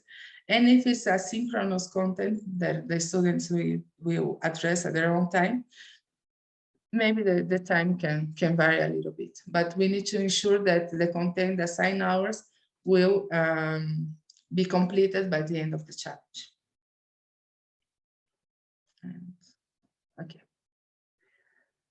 After the whole schedule and the programming of the sessions, we need to see what will be the roles and put on words what will be the roles of each one of these stakeholders that will be mentioned, that Jordi has been mentioned in his presentation, because it's important for the students and all the stakeholders to know who should respond to what during the experience. So the challenge leader usually is the professor, is the one that is actually carrying the challenge with the students. That guides the student during the sessions and experience. Then we'll have, like Jordi also mentioned, the supporting professionals. The supporting professionals can be another professors, can be another persons from the industry that actually could respond to some issues that the students are having with the information or with the methodology that maybe are not, like I said before, are not like the core experience of the challenge leader, but they can also provide some feedback, and they can also provide some content that can be useful for the students. And the training partners that are the industry. So this person, this representative of the clients, they actually can respond or can engage the students with what they are expecting from the challenge or with some context of the company.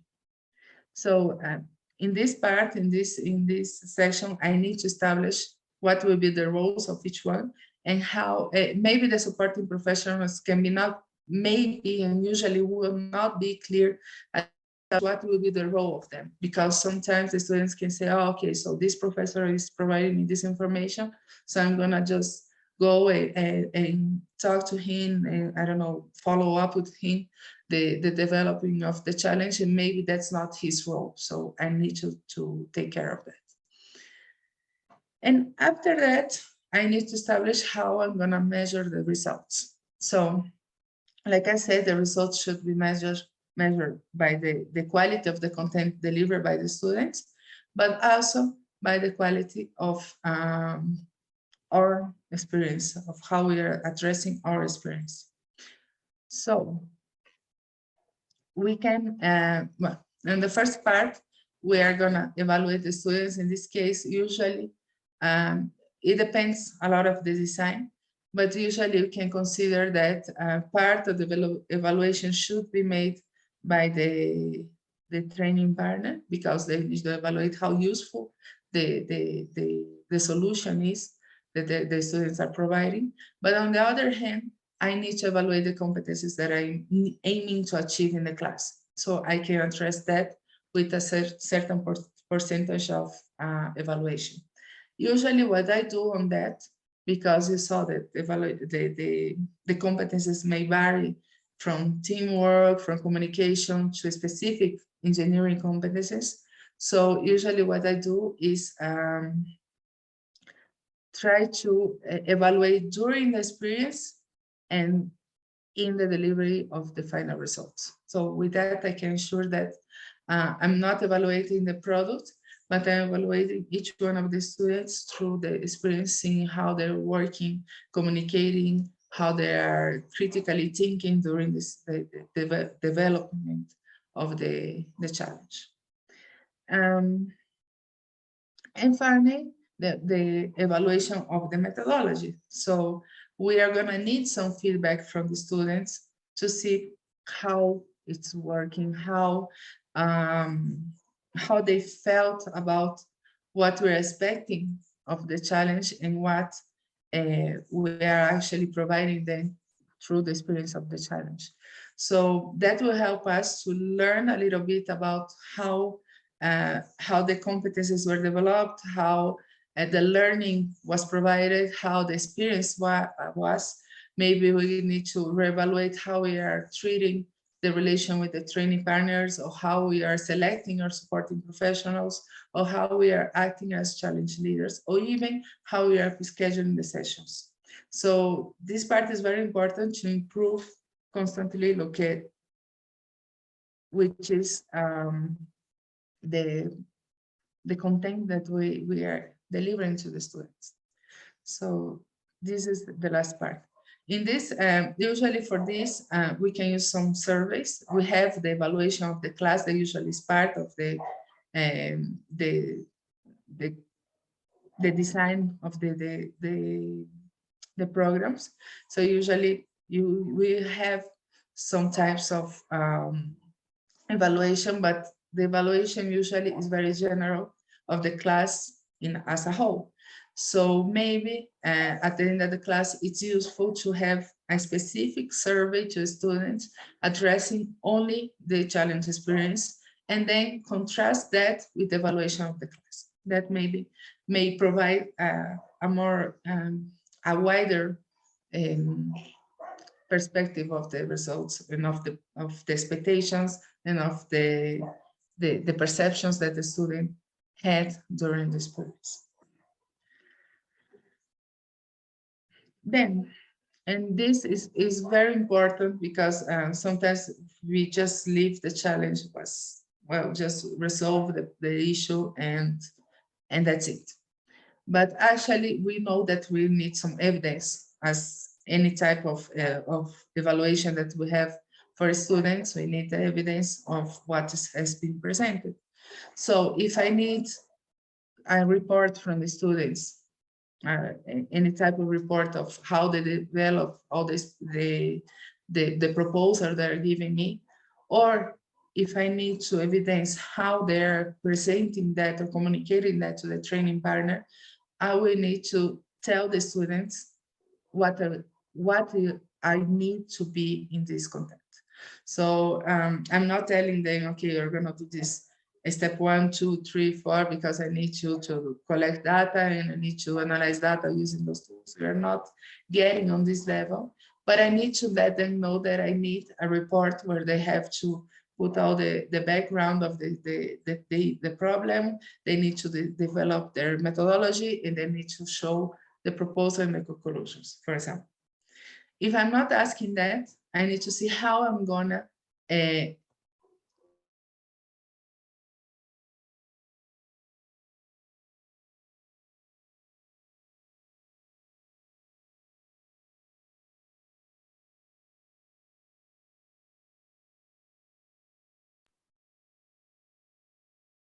I think we lost Agatha.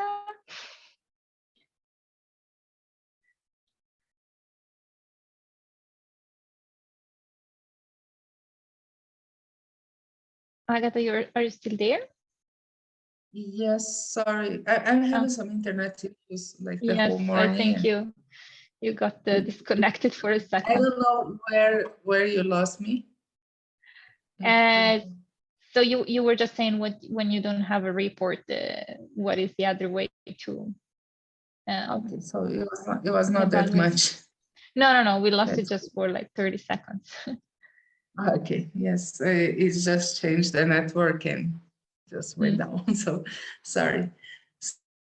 Generate some evidence of the challenge and how we are gonna ask the students to deliver us the content they're developing. So yeah, I still have some issues with the internet. Sorry if I go down again. And lastly, I need to provide the students what content I think will help them to develop what I need them to present. So usually I just provide them a basic bibliography with academic content of the class, saying, okay, maybe this information will help you or provide you some ideas on how to address the challenge. And some complementary bibliography, which usually is not related to the content, but to the other competencies. For example, information regarding how to communicate with the industry, with academic partners and with the industry partners.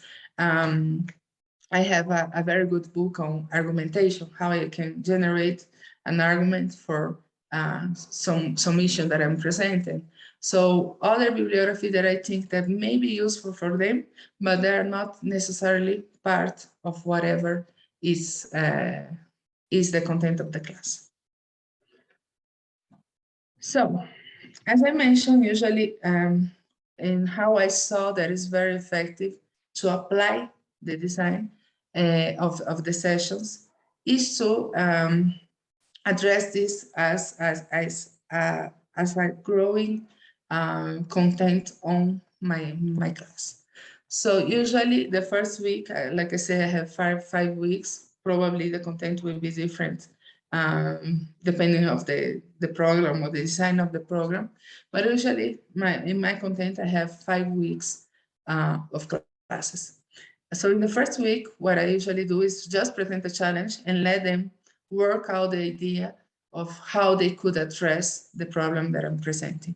And during that, I'm gonna just present the whole basic content of the class, the content that I actually am not gonna address with the challenge, but I have to provide them. And I'm just gonna continue carrying the content of the class. And the second week, I can have 1 or 2 sessions that are gonna address the challenge, maybe to evaluate the methodology they're using, to evaluate the approach they're using, to address what their needs are arising, what they feel that they need to complement as knowledge. So I can have 1 or 2 sessions dedicated to that.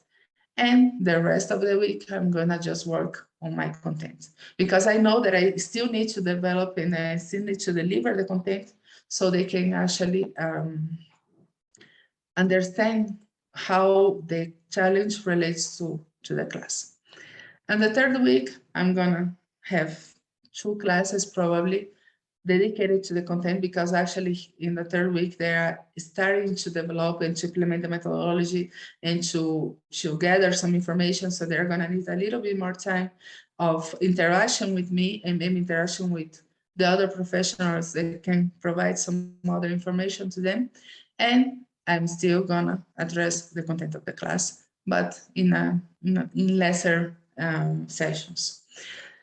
And the fourth week, I'm gonna address a little bit more. So they're just finishing the design. They are validating the design of the proposal. So they actually may need around 3 sessions at least to design their challenge. And that sessions may be synchronous or asynchronous. So in this stage, because each group is gonna have different proposals, I cannot address as a whole anymore. So I'm gonna use a lot of asynchronous content and provide to them so they can address any issue they still have on the design of the proposal.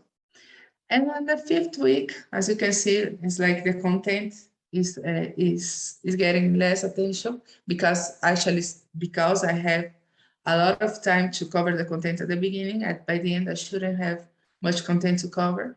So by the end of the sessions of the class, I should have more information, more sessions provided to the challenge experience. And probably on this last week, I'm gonna have the presentation to the training partner. I'm gonna have the presentation to academic partners, and we're gonna have some sessions to validate the ideas and to evaluate the ideas with the students.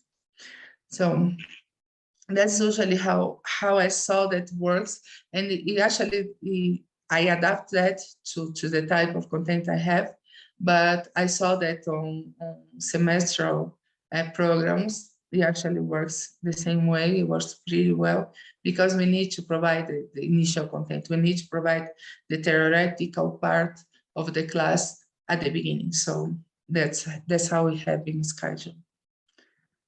And usually this type of program, so I start to generate, and this is part of the schedule that I show, and the table of the schedule that I show to you at the beginning, where I'm gonna tell which sessions I'm having, make like a previous description of the session, showing whatever is expected of the session and how many hours I'm addressing to that. And then I'm gonna have to summarize all the total of hours needs to sum up of the total of hours that I need to dedicate for the class. So in this case, you can see that I have the supervised immersion, I have the immersion to the challenge-based learning, I have the presentation to training partners, it's gonna be the last session, the feedback sessions. Usually, if you have time, it's useful to have a feedback session to the students with the training partners and with the academic partners, where they can say what observations they have of the results that the students presented. For the students, it's useful so they can understand how they address the issues and how close to reality the solution was. So usually I see that if I have time, not every time, not in every session, you can have time for that because sometimes the time is very short. But if you have the opportunity to provide some feedback to the students, it's very useful. And of course, the traditional learning models that you have that should be this immersion to the content of the class, the basic content of the class, that they actually may have other type of evaluations that we go with that, like, I don't know, homeworks, exams, or other types of projects that may complement the learning objectives of the class.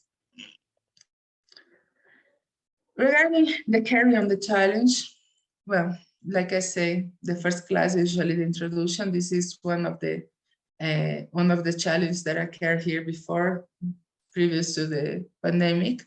And here it was a challenge in logistics. This person that is presenting is actually my industry partner. He's the logistics director of a brewery company here in Bolivia, and he was showing which was his problem. That actually was an issue loading and unloading trucks on their parking lot. So we present that to the students, and then we start to interact with students, seeing what information they need. Of course, now the reality is a little bit different. Maybe we cannot have this type of interactions with the environment, which would be amazing, but we cannot have that. But we still have some virtual tools that actually can generate these approaches to the industries. So for these students, during the experience, they had meetings with the company, with the leaders of the company that actually could provide some information and solve some doubts about the process itself. And they can actually go and spend a whole day there and learn a little bit how the process goes, because one thing is how we design a process, and another thing differently is how the process actually is carried. So they actually had to, they got to see both approaches. Of course, when we moved to virtual challenge learning, so we had some meetings and they could not make the visit. So it was a little bit, well, they couldn't have the whole experience, but actually they could have some really good insights talking to the training partners. And that was the whole requirements they had, the whole doubts they could have during the process that I could not respond to them, they could have responded by the other professionals. And then we have the presentation, the students' evaluation, and the challenge evaluation. The students' evaluation usually was in the same company. They just went there and presented their proposals to the whole board of directors. And the board of directors did select the best project. And in the same session, we actually had this feedback session, like I said, that they actually had all groups, and they actually tell them what they thought of each one of the proposals in a very critical way, mentioning what were their strengths and what were the weaknesses of each one of the groups, and trying to improve the critical analysis of each one of the members. And the challenge was evaluated with feedback surveys, like I say, usually a complementary survey to the class evaluation. And in some cases, when we are still designing the experience, we had some focus group meetings with students, with the training partners, with a mixed group that actually could provide us some insights of how maybe you could carry some inconvenience we had during the meetings. We had a class evaluation that is usually a common tool we have in any program. And we have the feedback sessions that actually, like I said, it was usually after the presentation of the students. And after a challenge, what we need to do is actually see and even consider the evaluation of the students, see how well the students went on the class, how well the students evaluated the class, how well the training partners evaluated the experience. So with that, we can measure the whole impact of the experience. You can see how much we actually are impacting on the learning objectives on the competencies that we are designing for the experience, and address the weaknesses. So we can have enough information to see how we can improve some points that maybe did not work that well as we expected on the experience. And then we need to see how the learning outcomes went after that. So we know that some learning outcomes we are establishing specifically for the challenge. We know that some content we're going to evaluate through homework during the learning sessions, but there are some learning that I expect the student should take from the challenge. So I need to see, and that's why I need to see the evaluation of the students after the class, how the grades were, how well they went, because of course I'm not evaluating the challenge only myself, I have the training partner evaluating as well. So if I see that there is some variation on the evaluation of the students, I can try to address on these focus groups meetings, on feedback surveys with the other partners to see why this evaluation didn't go well. So that's it. That's from my part. I hope you could hear everything. I hope it was clear. And thank you. Thank you very much, Agatha. Thanks. A lot of information, really. I hope you had the time to digest all of this really good information. We have just a few more minutes before we finish the workshop, so I would say that we can take some questions. If there are, except besides one that are already in the chat. If you have any questions or comments or observation for any of the presenters. There are no questions coming from the audience. Then can I ask one clarification? That is, with anybody can answer that. With regard to the time duration of challenge project, what's your idea about that? We are talking about, say, in terms of credits, and also the time is because I heard that many of them talking about in say 2 weeks, 3 weeks, like that.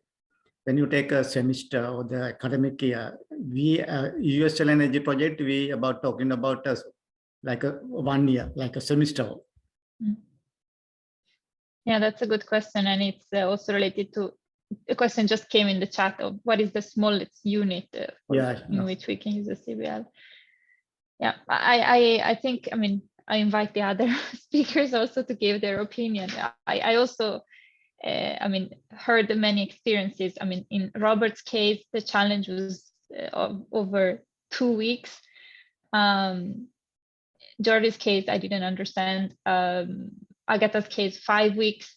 But now we are talking about also trying to do the challenge in a whole semester. So I think personally, for what I know, there is not the smallest unit can be really like 1 week or 2 weeks of a micro challenge, if that can be included in a course. But then it just depends on how big the big idea is. It can be really stretched. It seems very flexible.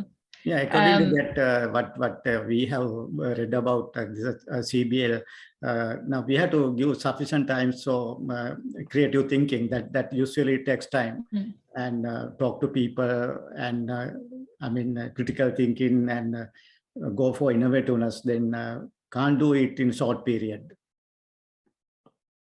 Yeah, I agree. I think Torsten wanted to maybe add something. Was it related to this question, Torsten? Yes, it was directly related to this.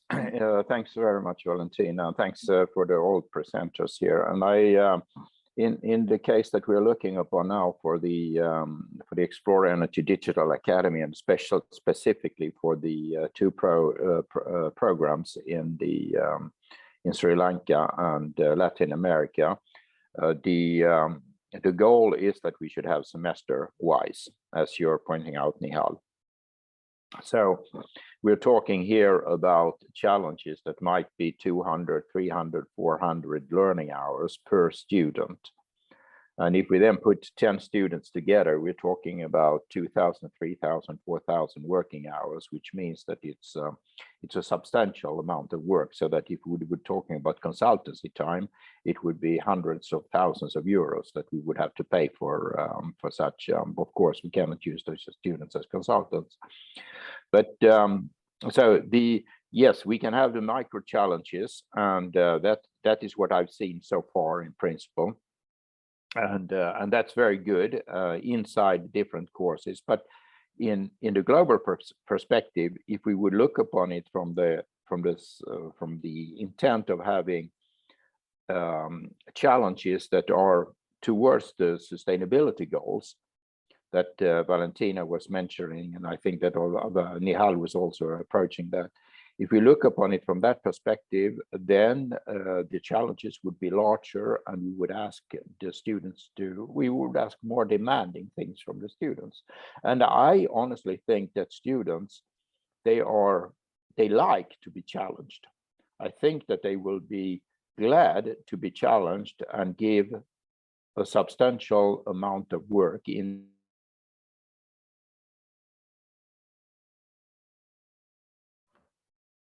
I lost the connection, I think.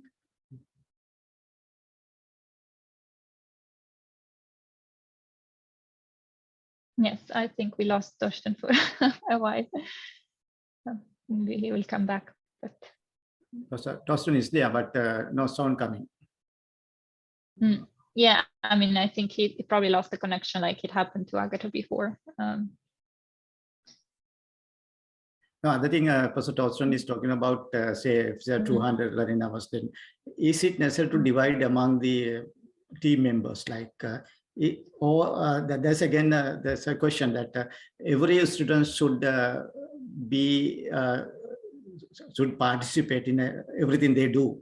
In that case, cannot divide among students, or we can't segment certain areas and ask the particular student to do certain part and other one students in other part like that. Then they only focus on particular aspect of it. But I think it is not like, should not be like that. Then every student should engage in everything. In that case, we can't divide. I mean, the now total numbers of hours among different students. I mean, I think, well, there are two. At least I can start giving my experience. There are two aspects. One is that we could have teams with multidisciplinary students. So of course, in that case, they will do different things, because if we have engineers and psychologists, social scientists, then they will see a different aspect of the problem. So they will do different things at the end. If we have an homogeneous team, so they're all engineers, they all come from the same program. Of course, ideally, I mean, at the end of the course or the learning experience, they need to have, all of them, they need to have acquired all the learning outcomes. But I think if one, like when students work together on a master thesis, like Jordi was saying, the experience is similar.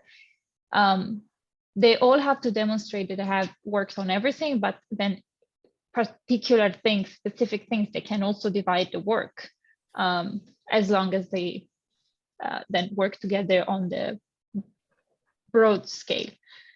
That's how I saw it. But maybe Jordi has some more insights on this.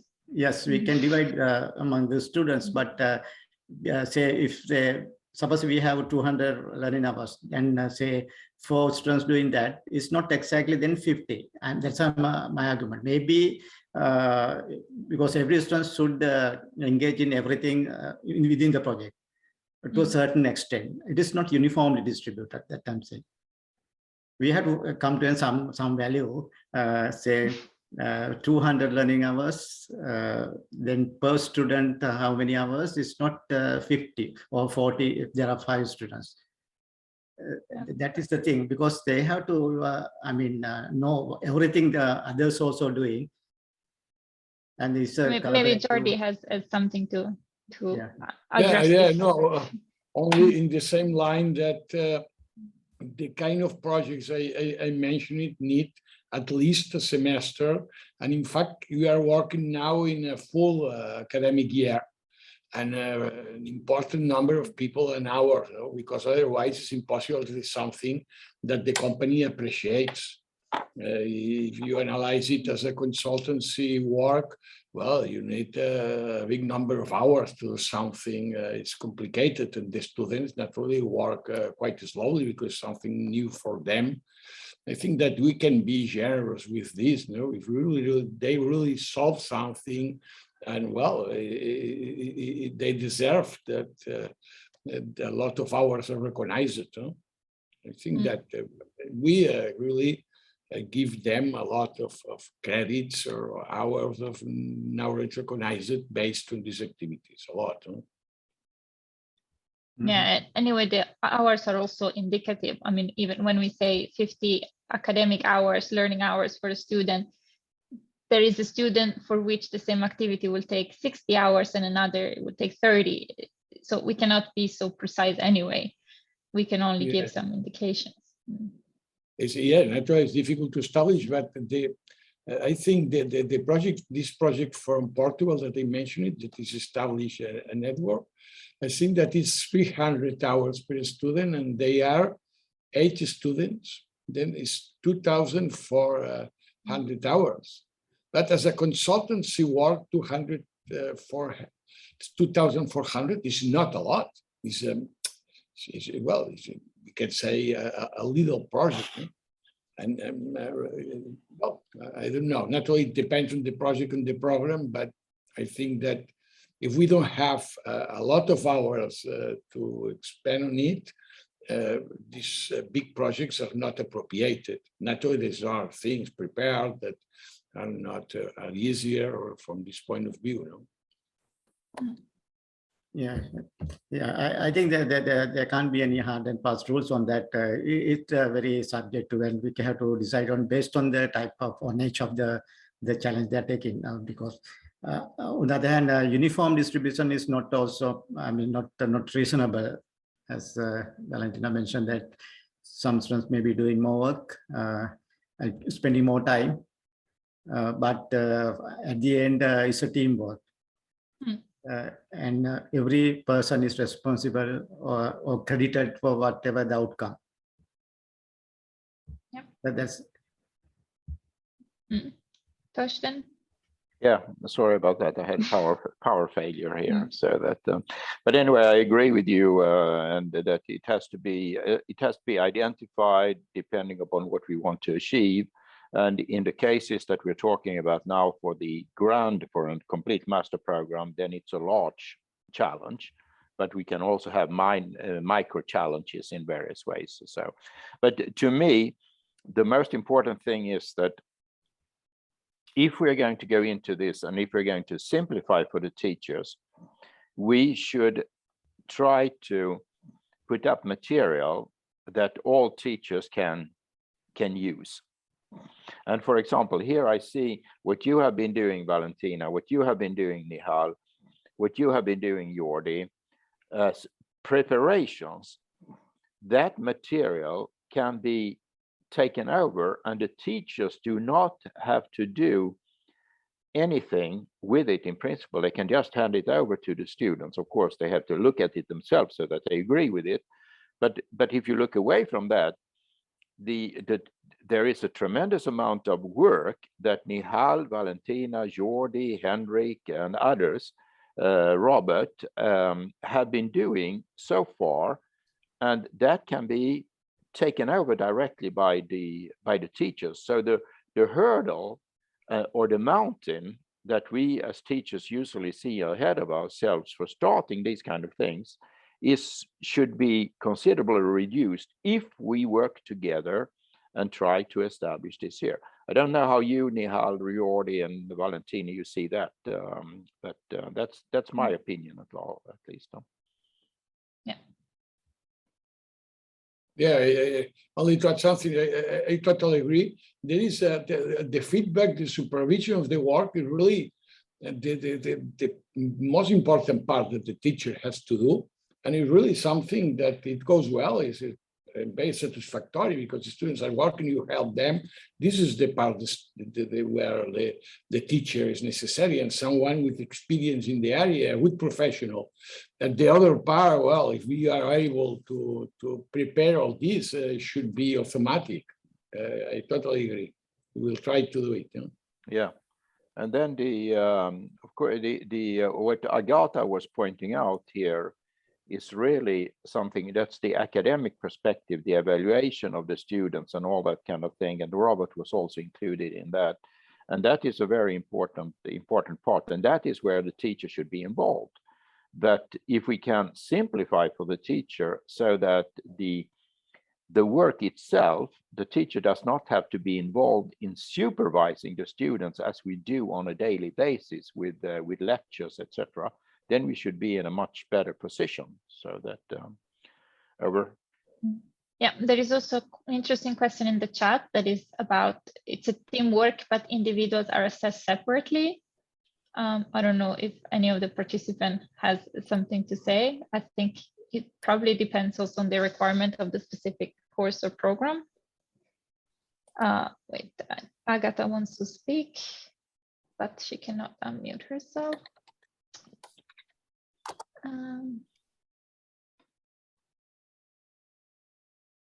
Thank you.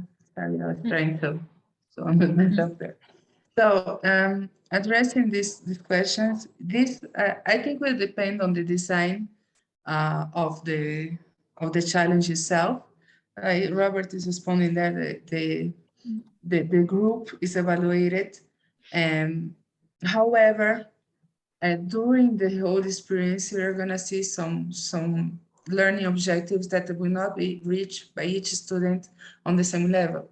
I mean, we know it's a team group, we know how teams work. There is usually different levels of approaches, different levels, like in the background, how they are achieving their learning through the backgrounds they have. So each student should have an assessment on their own. They will have the largest part of the grade should be, of course, the presentation of the proposal, the presentation of the training partner, how they're carrying the challenge as a group. However, we need, in order to be more specific, in order to understand better even how we are addressing the challenge for the different backgrounds, we need to see how each student is performing. And that usually we're gonna see when we have some milestones presentations or some interactions with the group, and they're gonna see how they're developing, how they're expressing their perspectives, and how they are applying what the content of the class is in the experience itself. So yes, I think that the individuals is not gonna be like the largest part of the evaluation, but we should have a component where we address each student on whatever they're performing on the challenge itself. Now, if the students are assessed in every aspect, then I think every student has to do everything related to the project. Don't you think like that? Sorry, I didn't hear that. Sorry. No, I have seen some assessment rubrics, sample assessment rubrics. It lists every aspect of the challenge. Then it is equally applied to all the students, all the team members of the team members. Then in that case, every student should be aware of what is happening throughout the process. Now, we can't say divide the students and ask them to do different parts of the entire challenge. That's the question area. Yeah, definitely. We have to evaluate as a whole, but we need to the division of the task is not going to be made by the professor usually. So the students will have to organize themselves according to what they know, how they perform, and how they feel more comfortable with. So probably we're going to have to, I cannot evaluate, I don't know, if one student is working on data analytics and the other one is developing a model. Probably I cannot evaluate on data analytics both. Then that's not part of the competencies that I should evaluate. But I need to see how in this division of tasks, how the students are carrying on the proposal itself, how they're carrying on their, even the structure they are carrying inside the groups. So I'm going to evaluate the group itself, but I need to see the individuals of the group, even to help them if they are not understanding a little bit, I don't know, part of their task. I think the difference is in between the learning outcomes and the tasks, because students can do different tasks still to reach the same learning outcome. So I don't think we should be so picky and strict in saying that all the students should do all the tasks at the same time, but they should all reach the same learning outcome, but they can reach it through doing different things. Torsten, did you raise your hand? Maybe you cannot unmute yourself. So yes, now I can unmute myself. Yes, thank you. Yes, so now I agree with you, Valentina, that I think that we have to look upon the fact that the challenge itself has got intended learning outcomes which are related to how the students approach the problem and how they attack it in different ways and how they come up with a solution, not related to their individual knowledge about the individual tasks in the challenge. So we have to be careful of how we write intended learning outcomes for the challenge itself. And I recall, Agatha, that when I became professor the first time in 1991, so it's about 30 years ago, I did these kind of things at KTH. And already at that time, we came to the conclusion that it was extremely difficult to, but perhaps things have evolved, and I shouldn't say that it hasn't. But I came to the conclusion together with my colleagues that it was extremely difficult to evaluate the students individually, and we simply did it as Robert was saying here in principle, that it's a pass-fail on this year. And even then, well, there are certainly students who passed who shouldn't have passed. One way of handling this here could be to have a peer review system. And I've been thinking about this here for many years, but the Learnify system is not put up in such a way. But you could imagine that you have got a peer review system that the students work in groups, so that if you have got 8 students in the group, the student can give 7 points to one student, 6 points to another student, etc., and they cannot grade themselves. That would be a very, very interesting exercise, because then the students would really point out to us with their own peer review who has been working a lot in the project, who has contributed. And I think that we would, from the students, we would get a better result saying that this person has not contributed, simply. That's that's my, I would like to try to test it out sometime, but the Learnify system has to be put up in a different way so far to do that. But it would really be interesting to have peer reviews of the students about the results of the students in such a course. Over. Yes, for sure. Actually, I think maybe I didn't make myself very clear. What I was saying is not that we should evaluate like every student or every task, but we need to approach the personal competencies of the students as a personal competence. So maybe the peer evaluation can be something that we can work with, because we can see how the other students are perceiving the backgrounds of the students, of each one of their peers. But still, I would think that, and of course, I know that we're working on a virtual environment and we're working through a platform, but we need to be very careful then when we're defining those competencies to see if we are going to have the adequate tools to evaluate which one. Because, for example, if I say that I need, I don't know, I have ethics as one of the competencies that I need from the students. If I cannot evaluate that, maybe that should not be part of the design of the challenge. The same thing with teamwork, for example. I cannot evaluate that from the presentation only. So if I cannot evaluate that, and then if I don't have any tool to assess that during the development of the challenge, maybe I should just not consider that as part of the learning outcomes or as part of the competencies that I need from the students, and just concentrate myself on the ones that I can evaluate by the end of the class. Of course, I cannot evaluate each one how they're performing on, I don't know, data analytics or specific tasks, because I'm gonna see the result afterwards, and that's gonna be when I'm gonna evaluate the content competencies, the technical competencies of the class.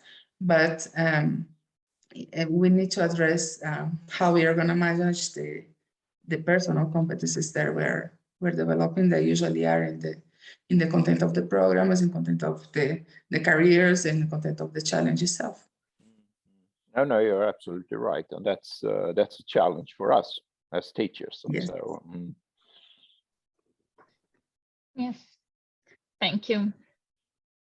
Those were all very good insights. Since we are really running out of time, I think it's better if we conclude here. I think that anyway, anyone is free to contact us if you have more questions or if you would like to be involved. Torsten, do you want to say something before we conclude? I saw you raised your hand, so I'm not sure if it was from before. Yes. No, it's not from before. I would like to say some final words when you are ready. First, you finish first. No, yeah, I think I'm finished. I just want to conclude. I want to thank you, all of you, for participating, and I think we will collect all the presentations from today and make it available for you, and also maybe collect the links to the relevant modules in the repository, so that you have all the tools necessary to move forward. Okay, well, thanks again to all the speakers here and for getting organized. And I would just like to reinforce that we will be continuing this here in the meeting in 1.5 weeks from now. And I hope that everyone will be able to, at that time, to give interesting feedback. I put a lot of hopes upon Janaka here. He's here, so that I can say that straight, in order to get the presentation from the hotel challenge people, so that we would actually have, perhaps we can even get the CEO of the hotel chain that we're looking upon to give us his vision, etc., and objectives. And then have people who will present the material to us in such a way that we can really establish the challenge from a broad perspective of the hotel, as we have been looking at the present time here. And at the same time, together with Agatha, Nihal, Jordi, Valentina, and Robert, I hope that we can prepare the material, the basic material, so that all teachers feel comfortable of launching this year. And I see that there are quite a few teachers here from Sri Lanka, and I hope that they can think about this here and be prepared for a big discussion on the. As a matter of fact, it will be on the 8th, I think. And I hope that Agatha, you can join us also. It will be in the middle of the night for you, but perhaps you might have the possibility anyway. Okay, thanks a lot for my side. That's over. Thank you all, and hopefully see you all in 2 weeks. With that, we have reached the end of today's program, and I would like to convey my sincere gratitude to all who made this webinar successful. First of all, I would like to convey my sincere thanks to our resource persons, Professor Valentina, Dr. Agatha de Silva, Professor Jordi, Olivella, Professor Nihal Senanayake, and Mr. Robert Muster. And I'm sorry if I pronounce your names correctly. On behalf of the International Relations Office of University of Mälardalen, Further, I would like to thank Ms. Lekha Bakvidenia, Faculty of Engineering, University of Mälardalen, for organizing this webinar. And also, I would like to thank all the staff members, including the head of the department, Dr. Kamalnath Samarakon, the head of the Department of Computer Engineering, Faculty of Engineering, and all the other staff members who participated for this webinar. And I would also like to thank all the participants who joined with us today. At last, I would like to thank all the INRO staff members, including Mr. Sandaka, who hosted the meeting. And also, please accept our apologies for less number of participants as we are experiencing power outage around the whole country. And thank you all again for joining with us. And from this, we have reached to the end of the workshop. Have a nice evening. Thank you. Thank you. Thank you.